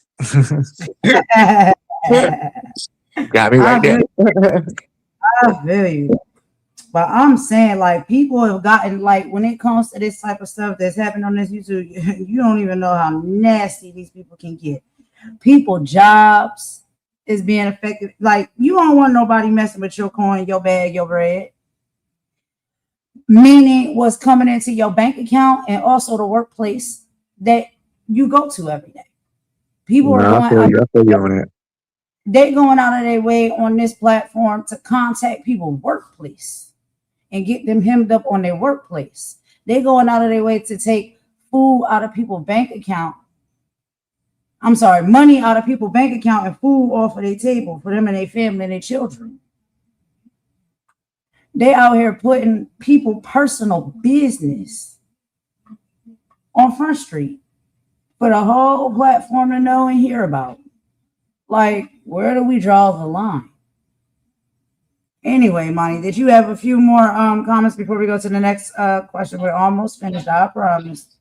Yeah, I mean, I think people need to think about, what you do can impact you later on in life. I mean, you know, like I said, there are, you may suddenly go for a job and something that you said on the internet on some platform may be produced in front of you to explain. That's why I say you should be able to stand 10 toes down in what you say. Is it shouldn't be the fact. I remember being in a chat, and I can't remember whose chat it was, and someone was trying to, going back and forth with me. And I told you I don't do this fighting in chats. I just think it's ridiculous. And I said Yeah. to the person, Agreed. I agree with you on that. yeah, I bet you would never want your friends to know the type of shit you're doing in this chat. And they said, oh my God, no, no way would I let my family know anything I'm doing here. And that's when I said to her, you see, that's the difference between me. I'm quite happy for anybody to see what I put on this chat because they would know it's me by what I say and how I move and how I behave because I'm no different in my real life. Yeah, I agree No with that different. too. That's why I asked Golden. She wanted me up here. Like, I talk how I talk. I'm not going to change who I am for nobody. You know what I mean? So it's like, I feel that. You supposed to be who you is. You know what I mean? You can't be no fake motherfucker. That shit whack as hell. That's what's appreciated. Like, that's what I'm saying. Like, that's why I said no. I have absolutely no problem with that because I don't get on here and pretend to be somebody I'm not. Imani don't get on here and pretend to be nobody she not. So we're not gonna come on here and pretend. We're gonna talk just how we talk. We're gonna be just how we are. And the things that we call out and we talk about, they are what they are. And sometimes we all agree and sometimes we all don't agree. And there's nothing wrong with that. But there is a respectful and a healthy way to disagree. That can be a lesson there as well. But let's get into this next scenario so we can get through this, y'all, because I know y'all about ready to wrap it up. So the digital arena versus human boundaries. So when a creator acts as a public figure in a virtual scenario, hosting live streams and engaging in sharp debates, some argue they make themselves fair game for any type of digital attack. If that same creator walks into a physical scenario like a convention or a community event, certain physical boundaries are automatically respected. Does entering the digital arena mean a person forfeits their basic right to human dignity, or should the boundaries remain identical whether online or face to face? What do y'all think about that? Um, the I thing don't is, know. yeah, Yeah, get you it, go money. Good. first. No, good. Do you think? Yeah, the thing is, the way I look at it, if someone, you have to think there are a lot of people going through different things, and that is why I always say I don't start stuff, yeah, because I don't know where people are in their lives. I don't know what's going on for them. Which is why I say the danger that people have when they constantly think they can run their mouth and say anything to anybody. You don't know where that person, who that person is, and where they're coming from. And I've said this before. I've worked with a lot of young people who have been, in care, and they've been incarcerated.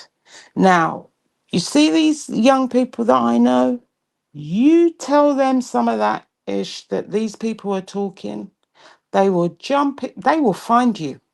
They will jump in their car and find you. And the last time I was in Jamaica, I think I told you this, Golden. Trigger warning for everybody. Please put up the trigger warning. There was an Yeah. argument online between two people. Do you know that the creator he was having this argument, the guy turned up at his house and he went to open the door and he was pow-powed whilst he was on air. That is no lie. So people need to stop playing about because you don't know who you're dealing with, what you're dealing with, where they're coming from. You don't know what's happened to them that day. So when you're running your chops and talking all this big bad ish, be mindful of where people coming from. People could have had something devastating happen to them and not be in the mood for that. It's You, not funny at all. And then digging into people's personal lives. And this is the thing that I dislike that happens is people think they have a right to dig into personal things that are not on YouTube. Because you see, yeah, today we're talking about YouTube. But some of these people, when they like to drag, they like to go into personal stuff. Oh yeah. Way below the This belt. is not, this is where it's gone like the Wild West YouTube baddies. You think you can do anything. And I'm saying not everyone has the same reaction. no, that I Not feel like everybody. you're right. You never know. That could be the straw that broke the camel's back, and they want to kill you after that. Well, I don't know if I'm supposed to say that. I don't know, but you know what I'm saying. But I understand, Monty, what you mean. I mean, Just say unalive, child. Just say oh, okay, unalive. I don't know. I don't mean that way. But let me ask y'all a question. Like you were saying earlier, Imani, ain't they supposed to be rules and shit like for shit like that? Like YouTube supposed to like stop somebody from doing like spreading out your real business or your personal business or whatever they be leaking out there? Ain't they supposed to get in trouble or some shit? Yeah, there's supposed to be rules about doxing. The problem is, I don't think that people use the reporting tools as they should and report stuff when it's because you can report, and this is not a call to action to report anybody.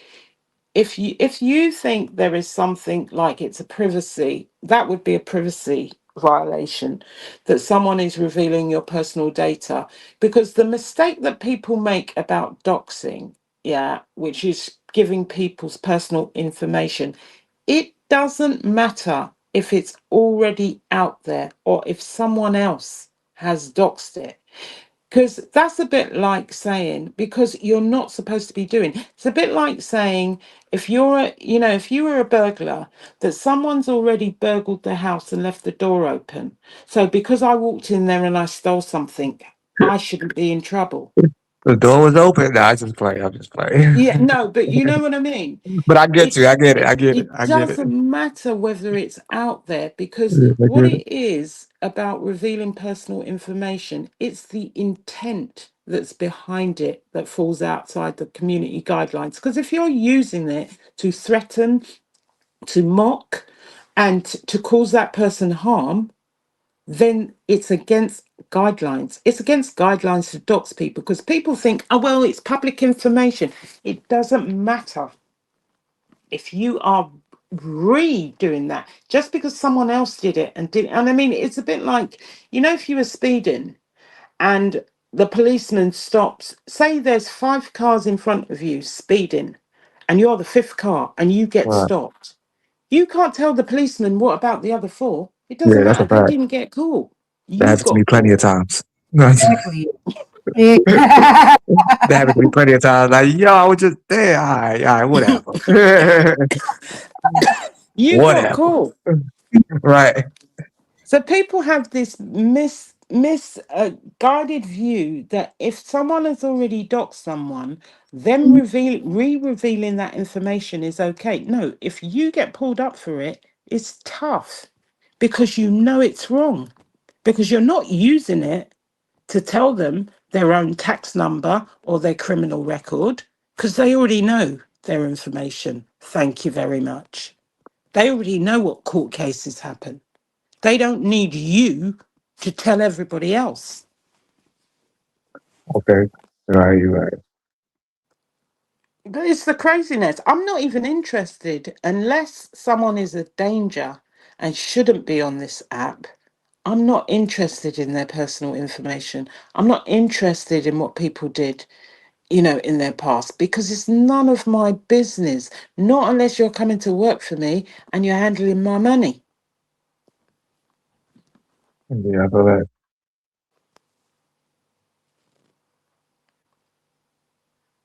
Sorry, I was wrangling up the dogs. But yeah, exactly. I absolutely agree. You know what I mean? And it's just like, one of the things that I'm learning too and I'm finding out is something I think that also gets us caught up is, you have people that want to show activism in different ways, right? So as far as my activism, as far as I can go with it is I can do history and education. I can speak on things, bring things to awareness, and motivate people to, pay attention to certain things if they desire to do so. That's about it. You got people that want to go out here, and they want to be the FBI and the CIA and all of these different, organizations and groups and feel as though like they really want to do this max expose on people and take them down as if they have any type of cuffs, jail cell, or any type of sentencing that they can do, right? And I just feel like people really got to learn how to stay in their lane because if you're not having the capabilities of getting any of those things done, but you calling yourself wanting to be the police, the YouTube police, and an activist in a way that you're trying to take down this one and take down that one, I just feel as though that is getting a bit out of hand as well because it's an excuse because you really have no outcome that's going to come from that. You're not going to be able to put this person behind bars. You're not going to be able to stop this person from, what it is that they're doing. And what I've also learned is that it's really no real activism or policing when it comes to it. These people are just exposing people that they fall out with and they no longer get along with because that's the easiest way to get to them, embarrass them, and drag them, you know what I'm saying, and put them out there on this platform to, be embarrassed. So it's not even that they're trying to do it for the greater good or the great cause of, clean up the streets or this person's got to go, this person needs to be, held accountable for their poor actions. We realize now that that's not the truth. That's not why these people are moving and operating and shaking the way they do. They have no power. They have no real power, no real badge, no real title. And when they do these things, it's because they just clearly dislike that person. And now they want to destroy them all the way down to the root. They fell out with this person. They want to destroy them all the way down to the root. And so they just start digging up old bones, digging up your past history, digging up your information, or something you might have told them, or confided in them when y'all was getting along. And now you done fell out. Now they're going to expose all your information and your business on the internet to embarrass you. So, it's that fake kind of policing activism type stuff that's going on. Now, educating someone, uplifting someone, and staying informed on certain things that's important.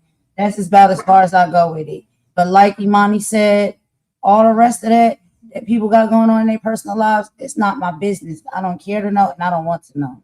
I really don't. And if someone does decide to, share their testimony or open up, and share maybe what they're going through in a vulnerable moment, that person can do that if that's their choice, right? But the intent of someone who takes that information, downloads it, puts it in an archive somewhere, and save it for a later date because they feel I got something on this person. So when things hit the fan or we no longer getting along, I got the juice right here. I got all of this information I can weaponize and put out there to destroy this person. And there's some people that'll nestle up to you and pretend to be cool with you just to extract that type of information out of you anyway to use against you later. So I learned that that's a nasty tactic that they do here on this platform as well. But real quick, y'all, I got to get some water and we're going to finish up our last conversation. While I do that, let me just play this song real quick and I will be right back, y'all. I promise I'm going to make it fast. If y'all want to talk while I'm on, that's fine too. One sec. Golden? Yeah. There's only one caveat I would say that where people need to know, and that's when people are a danger, such as people that are on the ex-offenders registers, the sex offenders registers, that people are predators. I think especially for the fact that we have kids coming on here, people who have done things that they shouldn't be on platforms for, those people, I have no problem with people exposing them and getting them up out of here. But I think we have to make this place a workable and a good place for our kids, because it's about our kids. Because imagine if we're all doing this doxing and all the rest of it, what's going to be happening later on? Because a lot of people don't stop at the doxing. If they know your address, it's up and it's stuck. Exactly. And that's where I say it's getting below the belt. They are taking it too far. And here's another thing when you say that, Imani, just to piggyback off of that, when it comes to it, yeah, we know that is absolutely the energy to have, right? When it comes to these nasty pieces of work. But what I'm noticing also, which kind of ties into what I was saying earlier, is the same individuals that want to expose these type of things and say, oh, this is my life work. I'm going to expose these sickos. They're hiding in plain sight here on the platform and they got to go. Come to find out, you used to kick it with them. Y'all used to be friends. Everything was cool in the gang, like I said, until you fell out. Now, all of a sudden, you fell out. Now you want to expose the poor behavior. Now you want to expose and talk about how these people are sick and nasty. But you knew it all along. You didn't say it, nothing back there when everything was cool and y'all was rocking and making money together. But now all of a sudden it ain't working for you no more. It ain't paying no more. Now you want to be an activist against it. Which one is it? Now there are real activists out here that they are popping these things and they do want to expose these things because they see how dangerous it is for these type of individuals to be lurking around and on these platforms and places and spaces. And like you said, especially around the youth and the children, it's no good. But if that is really what you stand for and what you're going to go at and tackle, you'll be doing that from day one until the day you're done. But we're finding out now, these people knew all along, just like within the Epstein files. A lot of people knew what was going on way back when, but said nothing because it was beneficial for them to stay quiet and rock along with it. Then now things ain't working out. They ain't panning out like they used to. Now all of a sudden it's expose. So we have a lot of that going on too, like the selective exposure of nasty work and behavior. You do it when the time is right, when you see fit or you fall out with somebody. But prior to that, you just turn a blind eye to it. That's not going to work. That's not how it should work. But let me get some water, y'all, real quick. Use the restroom. I'll be right back. I'm going to play this song and then we'll wrap this up, okay? Be right back, y'all.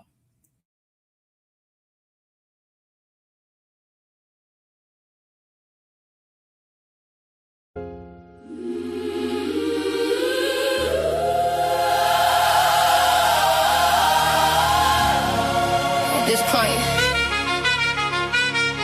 you can't be serious. You call it dark humor. We call it historical violence recycled for clicks.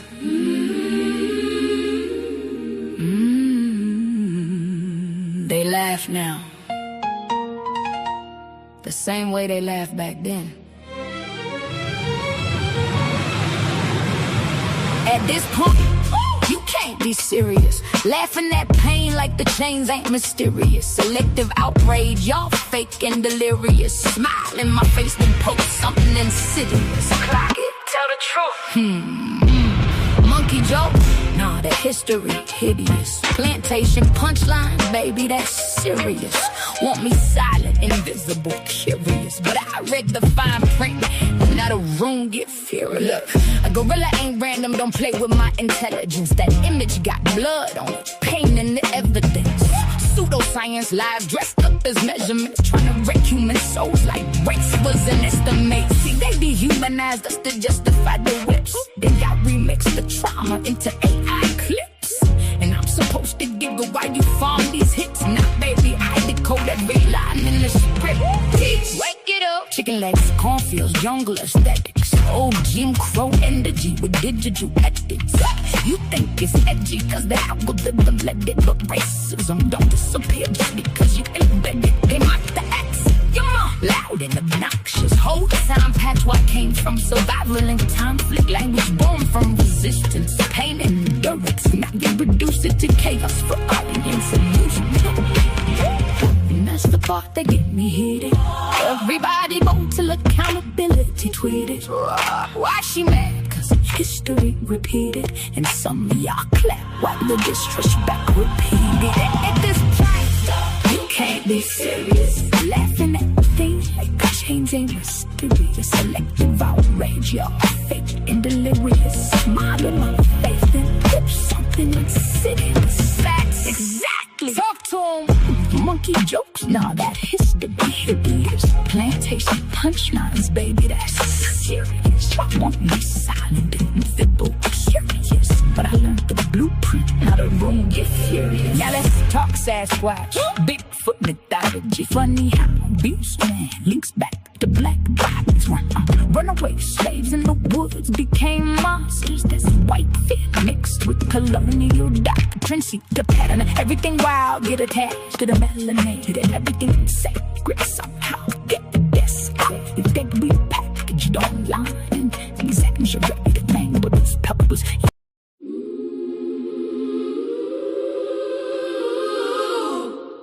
At this point, you can't be serious. You call it dark humor. We call it historical violence recycled for clicks. They laugh now the same way they laughed back then. At this point, you can't be serious. Laughing at pain like the chains ain't mysterious. Selective outrage, y'all fake and delirious. Smile in my face, then post something insidious. Clock it, tell the truth. Monkey jokes, that history hideous. Plantation punchlines, baby, that's serious. Want me silent, invisible, curious, but I read the fine print.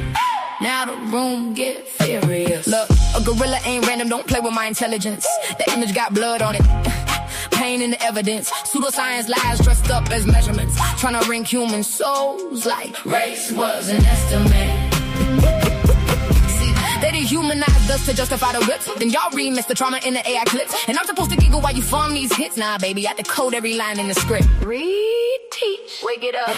Chicken legs, cornfields, jungle aesthetics. So Jim Crow energy with digital edit. You think it's edgy cause the algorithm let it. But racism don't disappear just because you embedded. They mock the accent, you're loud and obnoxious. Whole time past why I came from survival and conflict. Language born from resistance, pain and endurance. Now they reduce it to chaos for audience amusement. And that's the part that get me heated. Everybody bold till accountability tweeted. Why she mad? Cause history repeated it. And some of y'all clap while the disrespect repeated. At this point, you can't be serious. Laughing at pain like the chains ain't mysterious. Selective outrage, you're fake and delirious. Smile in my face, then post something insidious.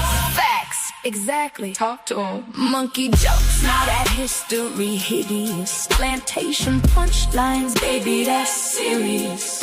Want me silent, invisible, curious, but I learned the blueprint.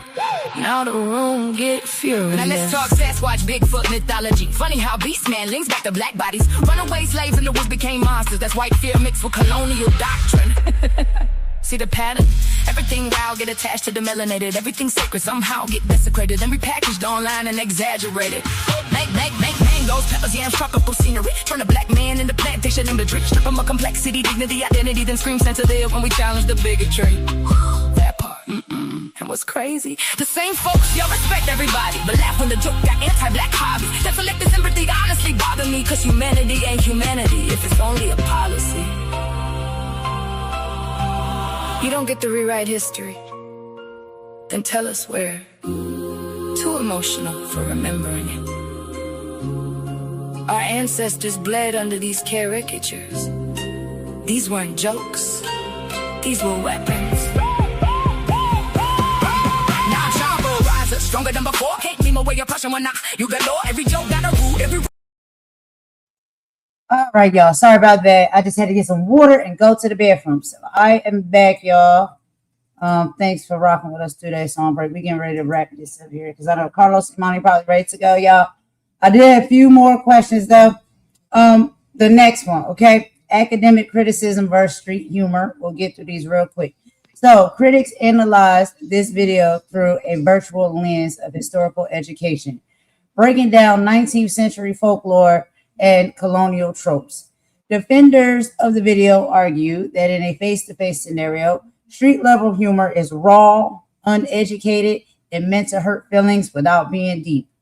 Are we applying a high school academic standard to a space that is simply practicing basic, unfiltered clowning, or is ignorance no longer an excuse in the digital age? What do y'all think about that? I will say the same thing I said way back at the beginning.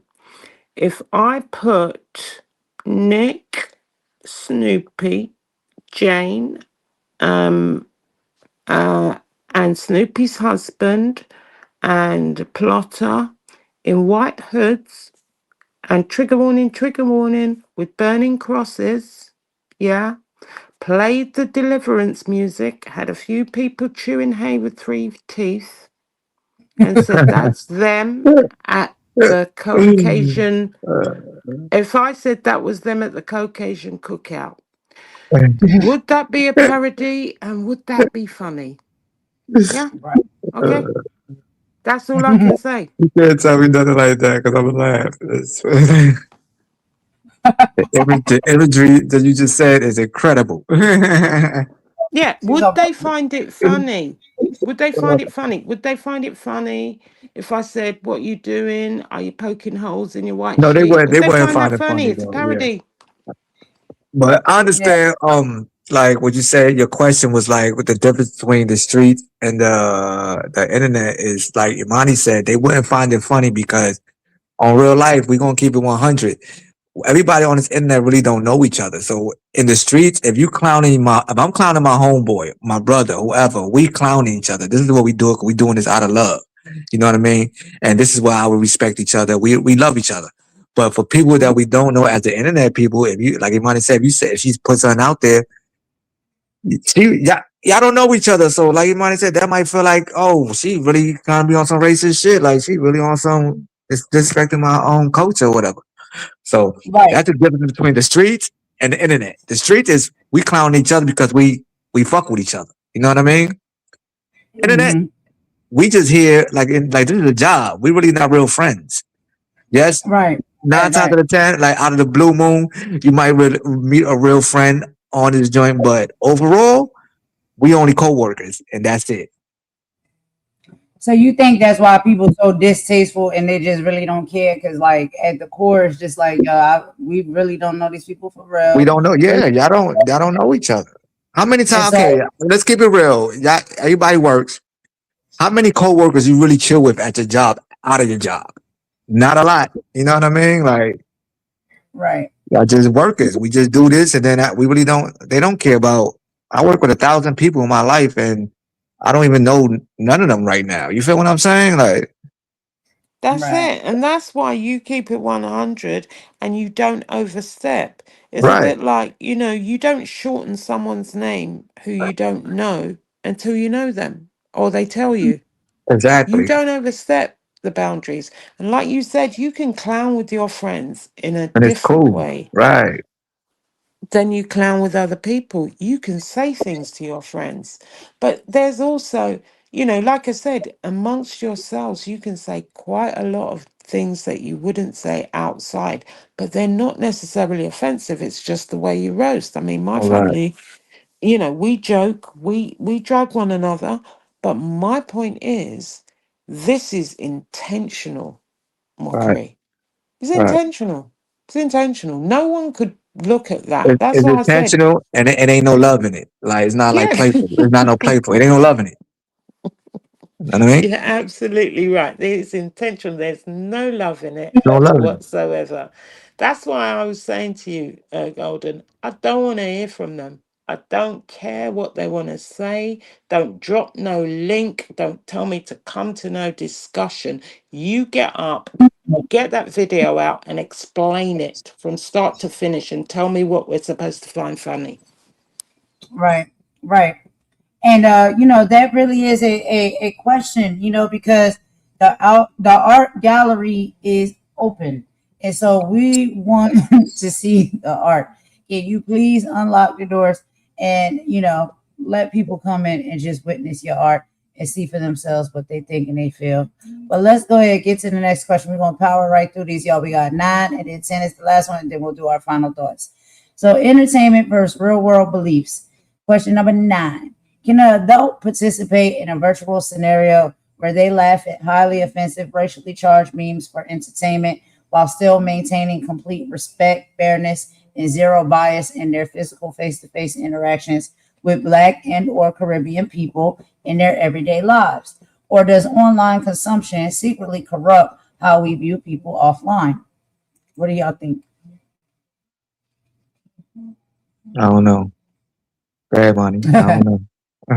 You want me to read it too fast? I'll read yeah, it yeah. again. Because I was texting my brother. My bad.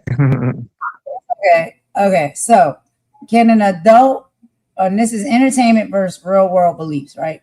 Can an adult participate in a virtual scenario where they laugh at highly offensive, racially charged memes for entertainment while still maintaining complete respect, fairness, and zero bias in their physical face to face interactions with Black and Caribbean people in their everyday lives?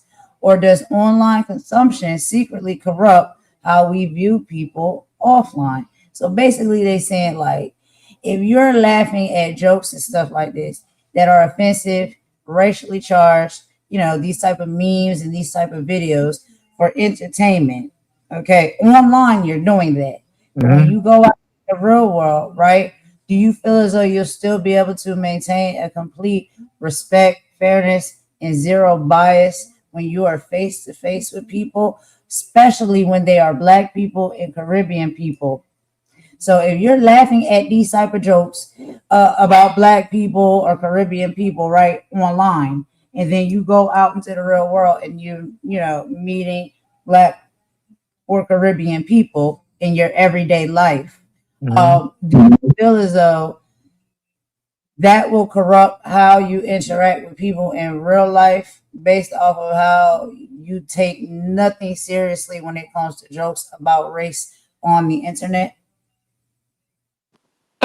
I would say, here's what I would tell you. It goes both ways, okay? Yeah. When you make offensive jokes, it doesn't matter whether it's race, it doesn't matter whether it's gender, it doesn't matter what it's about. Me personally, yeah, if there's, if, say, for example, what I may say amongst my friends and what we may say about hmm a, a multitude of subjects, yeah, when you go out into the real world, you have to behave as though you're at work. You can't say those things, okay? It doesn't matter what you laugh at in your house. It's just the same as I don't care if people poke holes in their sheets in their house, march around, do all sorts of stuff. That's their business. When they come into the space where I am, I'm not accepting it. And the same goes for anyone else, me towards them. When I'm in a space where we have a mixture of people, I have to be mindful of my behavior. And that goes for online, if it's like a workplace, and that goes for offline. If you're amongst your people, you might say and do different things. I'm not interested in what people do in their own time. They I agree. have to I know how agree to with that. conduct themselves I agree when with they're that. in. Yeah, But when you around people and face to face, yes, mm, I joke, I roast. I'm a great roaster. I know how to roast. That's what I do. You know what I mean? But like it might, yeah, like you said, it might be uncomfortable to other people, which I respect other people's feelings when they're around me. You know what I mean? Like, cause yeah, I call it a form of bullying if you keep on doing it. I hate bullies. You know what I mean? yeah, And, yeah, and it's cool, but with this internet stuff, that's the thing. They don't care. You know what I mean? Like they would never. yeah. None of these people on this internet will around you and do this at all. You know what I That's the mean? thing. There's no boundaries on the internet because for me, I respect the space I'm in. That there are other people that may not find some of the people, even some of the, you know, it's like people who say the N word and people who won't say the N word. I know what space I'm in as to what is acceptable even amongst my own friends and my own community. I'm mindful of where I am and the spaces I'm in. Other people don't care. Some people think that it's like the wild wild west. I can say anything, I can do anything. So, but it doesn't bother me. I've even worked with really racist people, and I know they are by some of the things that slip out. But as long Yeah. as they don't cross the line in my presence, like I said, I don't care if you go around and do the salutes or whatever you do, or wear brown shirts Fridays. I don't care. That's not my business. That's yours when you're in your house, in your space, in your friends. When you're in my space, I'm not accepting that. That's how I lead my Okay. life. All right. So that makes sense. And let me just like reiterate too what they're saying. So basically what they're saying in that question is like, okay, just like this whole nasty parody, right? And we know who made it, right? If this person is online and on YouTube and makes nasty parodies like this, right? And then logs off, closes down the computer, and go out into the real world, right? After making a parody like this and want to interact with, let's just say, black people after making this racist and disgusting parody that we know is, basically focused on black people, like black culture, black background. If that person logs off the computer and then goes out into the real world, what they're asking is, do you feel as though that person is just doing that to be performative online, but they actually could like and care about Caribbean people in real everyday life? Or do you feel as though what they do online depicts who they are and how they really feel about these people even in the real world? And if they go out and interact with them, right? Um, what do you think people will respond positively or negatively when it comes to that? Like, do you hold them accountable for what they do online? Or do you think it's just, oh, this is just performing online? But once I log off from this, it was just a performance. I'm cool. I want to get with the people. I want to talk to the people. I don't have no problem with the people. Do y'all think I'm, that there is separation between the no, two or no? I don't know, but like what Monty said earlier, they need to explain what was the whole point of this. Because if I had a homeboy and and he was white and he did that, and I seen the homie later, I'd be like, nigga, what the hell that mean? Why you do that for? What was that? What's the whole point of that? You feel what I'm saying? Right, Because I know him, so and you don't know if they racist or not, but they need to explain themselves, right, like for right. Sorry. real, I'm like for sorry. real. I'm sorry to laugh. You did crack me up. You did crack me up. I know, I be like that, No, no, but no. It's true though. What you're saying. It was like I remember going to, you know, I remember going to a club years ago, and I know it was a hip hop track, and there were Caucasian people in the club. Yeah, and this was at a time when it was becoming a bit more mainstream. And I remember me and my friend, we looked around to see who was going to dare to sing the N word. Who? We were like looking around, we were saying, will they, won't they? So my point is kind of like, I need an explanation of Yeah, why for that real. happens and why you said that to me. When you say that in your own house, I don't care what people do in their own space. It's That nothing part. to do with me. And that's why I say it's about respect. It's just the same as any of these tropes we talk about, even if we're talking about, homophobia, anything. You need to be mindful of the space you're in. And the thing that people think about being online is forever, and you don't know when someone's going to come across something like that. Is look at how Maggie has found things on Russian sites that are no longer Right. available on YouTube. They Right. don't Yeah, disappear. yeah, But yeah, I agree. I think they should be accountable for it. But like you said, they send it to whoever this dude is or girl, send it to I guess a black person. And for that black person not to ask them, what do this mean? Like, why you sending this? What is this about? It's kind of like, you know what I mean? Like, Yeah. it's who you are, who you gonna be around. Because you might have people who don't care about that, but shit, not me. I'm just saying. Listen. If I got a white friend, he cannot say nigga around me. I don't give a damn how long he been around me. This is a fact. That's just a fact. You know what I'm saying? I don't care. I don't care. He be See, my best friend. I don't care. I don't care. That's like me. I'd go for the Chris Rock uh, argument. Have you seen the Chris Rock joke, Carlos? no, but his stand up. Yeah, well, Chris Rock had this joke on one of his earlier stand-ups, and he was talking about when a, a, a Caucasian person can say the N-word. He said, if it's 3 o'clock in the morning and you're outside Toys R Us and you're queuing up to get a toy for your child, and this is if you're a white person, he says, and if a black man comes, he steals your money, he kicks you in the face, and then and trigger warning, pisses on you. When he runs off, you're entitled to say, stop that ninja. And I found that funny because he said, that's the only time. That is the only That's the time. only time. Only time. It has to be and it has to be 3 o'clock in the morning. So he said it had to be 3 o'clock in the morning. It's So gotta for be three. me, it's not Not happening. 3:00. It's too late for the bullshit. It's too late for the Yeah, bullshit. Like if it's yo, 3:02, I'm sorry. Yeah, it has to be, and he put a specific time frame when they could say it. And that oh for me, man, that's how I felt when I saw people. I'm thinking, who is gonna dare say that word? right, No, because I am not even saying it in front of you. So why are you saying it? So my point is, I don't care what people say in the privacy of their own home. It's when you're amongst people, you have to know your behaviors. But like I said, yeah, this place is like the Wild Wild West. You can't control people.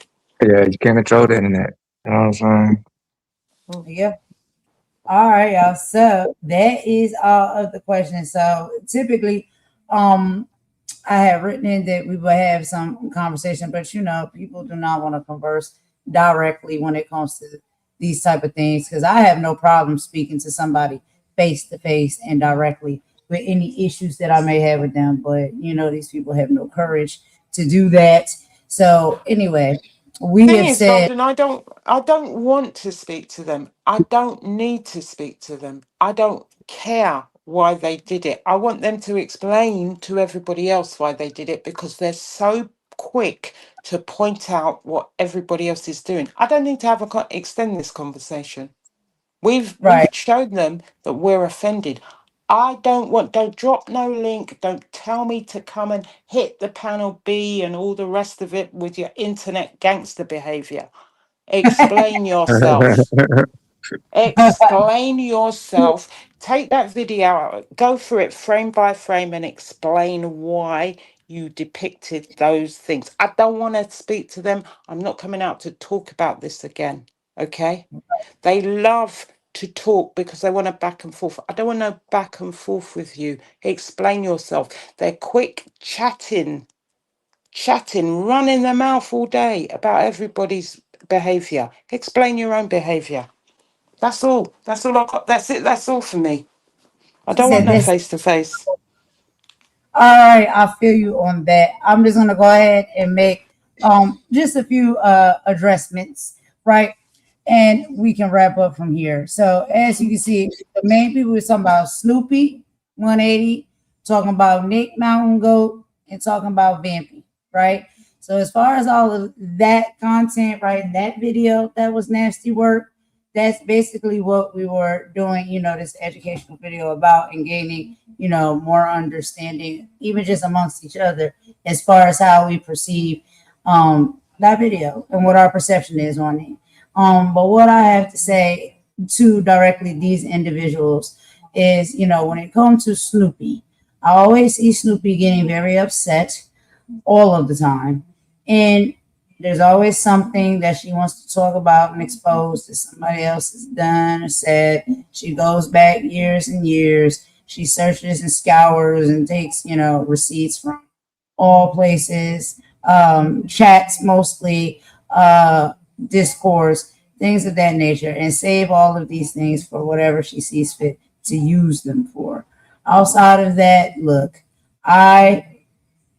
like Imani says, I do not understand what is the constant frustration, what is the constant, always having something to say, keeping somebody's name in your mouth.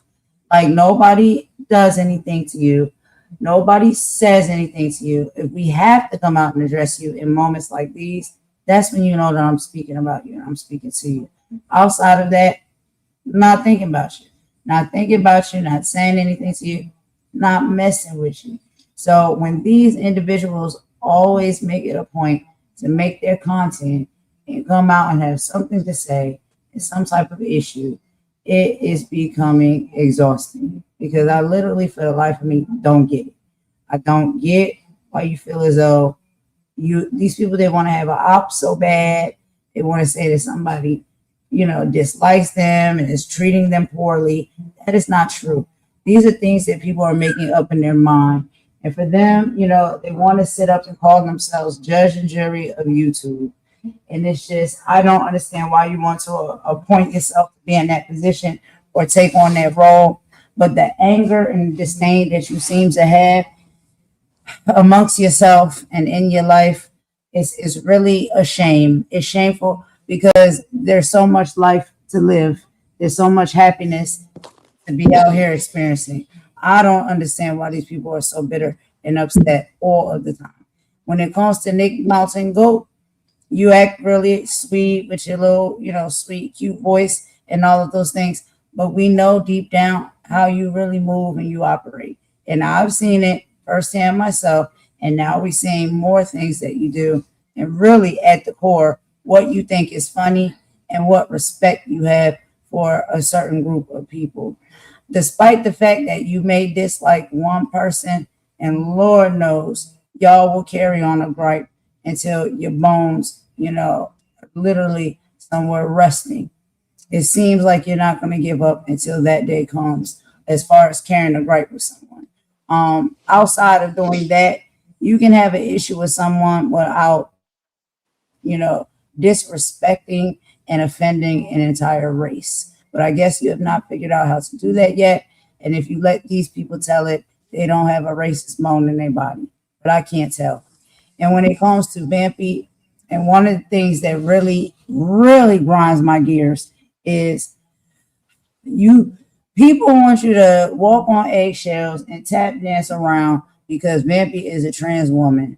We know Vampy is a trans woman, and we don't have any hate or disdain for the LGBTQIA plus community over here, trans women, anything under that umbrella, or any, identities under that umbrella. We don't have a disdain for. Vampy knows what she's done previously, historically, Vampy knows what she continues to do. Vampy knows exactly what type of person she is and how she moves and operates. And for the life of me, the people that want to get out here and scream to the top of their lungs that this is a sweet, nice girl that ain't never done nothing to nobody and doesn't hurt anybody, you have to be living in an upside down world or a alternate universe, because that's far from true. Vampy is nasty work towards people. She has been nasty work when she started trolling people, and that's all she would do before she even had a channel and consider herself to be a content creator. She has always been nasty work. And people have tried to give her a chance. People have spared her, and they loved her despite that, or tried to love her despite that. And she just keep being nasty and stinging and stinging and stinging. And these people will keep hitting and stinging you and think that they will not get hit and stung back. And now once they're getting hit and stung back, they want to scream bloody murder. For whatever reason they can find fit to scream it. And they use, like we said earlier, we was talking about Imani, um these cold words and these dog whistles, right? Once they get stung back and hit back after they've been stinging and hitting people for so long. So, Vampy, you know exactly what you do on a regular basis into all of the people you do it to. And all of the hee hee ha ha, laughing and dragging and disrespect that comes from your mouth and your platform and the individuals that support you and hang around you. There is no way you're going to tell me that what you put out in this world, you don't get back. So do not be upset when people just start coming back at you and giving you a dose of your own medicine, because you know you've been nasty. And for you to sit up there and allow your platform to be used to showcase this type of artwork. And the reason why all of y'all are okay with it is because all of y'all have an issue with this content creator and you just won't let it go. You can't stop, won't stop. No, what it really is showing is that the fakeness of the previous outrage that they've all had, because they've been outraged by much less. But the last thing I would really say, and I'm not going to say anything more, at least Snoopy, you won't have to go far to get your receipts. It's not going to take you long to do this investigation. Once you've investigated yourself, and then you've spoken to Nick and to Vampy, it's very quick. You don't need to look for receipts or ask people to get you receipts. They're right there on your doorstep. So that's a good thing for you. And And what I look forward to the end result and the long video that I'm sure is about to come with you trying to drag and double talk your way out of this one. That's why I said not interested, not going to talk about this anymore. Just showing yeah, you your own hypocrisy. Okay. right. And like I said, and what we have witnessed is there's sometimes when Snoopy will speak up and she'll stand up for things, that actually make sense and that are truthful and factual. And that is, bravo. Thank you. Appreciate it. A lot of the time we hear you sometimes and you get things, but it often comes because there's somebody that you equally dislike. And so therefore you will show your support and alliance against the person you dislike, not because integrally deep down, you see the truth, you know the truth, and you're willing to talk about it and showcase it for those purposes. It's just because now this is somebody you equally dislike or have an issue with. And so you try to group all of these things in together. You know what I'm saying? If that makes sense. And one more thing that I wanted to say, I was trying to remember. I had lost my thought. Um, Trying to yeah, remember, it doesn't matter who it was done against. It's right. offensive. It's It is offensive. offensive. That's it. That's all. Doesn't matter who they depicted. It's offensive. And they wouldn't have done it to other people. Okay? Because I know they would have been dragged from here to next week. So that's all I got to say. And I mean, we really we've expended a lot of energy on this. But we had to break it down for them because they would have come back with some double talk. So we took a bit longer to explain to you slowly, bit by bit, why it was offensive. Weren't there yams in there as well? I think there was yams. Yeah, Didn't you tell me there yam, was yams? yeah, yams. It's the yams. I knew there Not was the Yeah, yams. yams. Not the Yeah, there was yams yams. in there. There was everything in there. I'm surprised. I'm surprised they never had bananas. I'm swear to God, I'm surprised. They all they needed was bananas and melons. I swear to God. Oh There was man. yams in there. There was yams. I The know. yams. Yams. That's yeah. funny. I just And I remembered that. mean, That Anyway, listen, let's just end it on a wonderful note. I thought I'd end it on a joke. and so these are the final words, y'all. Finally, finally, okay? For the people who keep hiding behind the technology, let's look at what artificial intelligence itself has to say about this exact situation, because even the code recognizes the danger of what's happening here. So, artificial technology says this kind of imagery doesn't just violate platform rules, it shapes how people are treated in the real world. Dehumanizing, I can never say that word right. Visuals, cultural caricature, and humiliation based humor all contribute to a culture where certain people are mocked, minimized, or threatened as less deserving of dignity. And when that becomes normal online, it becomes normal offline. That's why this matters, not because of identity, but because of humanity. So that's what AI had to say. That is all I have to say. Do you have any final thoughts, Carlos? We're going to wrap it up and get out of here. No, I'm good. All right. Imani, you? Oh no, I just wonder what they're gonna do for their next artistic display. My Mm. goodness. Who knows? When is the next art gallery? We shall see. Anyway, let's It's get been the nice. hell It's been out nice of talking here to y'all, because though. I'm It's been gonna nice talking to start. y'all. All right. I'll talk to you in a little bit, Carlos. Okay, All I'll right, nice call you. talking to you. All right, money. Right. Take care, Let's go ahead Carlos. and end it, y'all. I will see y'all, talk to y'all on the next live. Thank y'all so much for joining me and rocking with me tonight. That's all we got. I hope that was very explanatory for everyone. But we'll end with about per usual, and we'll see y'all on the next one. Golden, Carlos, and Imani out. Bye.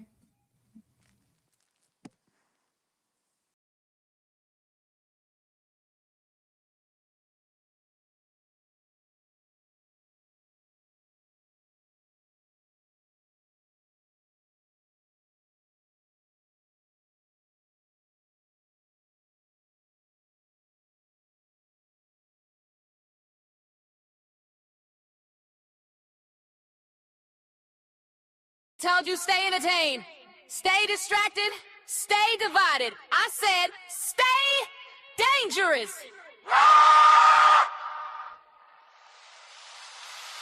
Let's go. We here. Universal.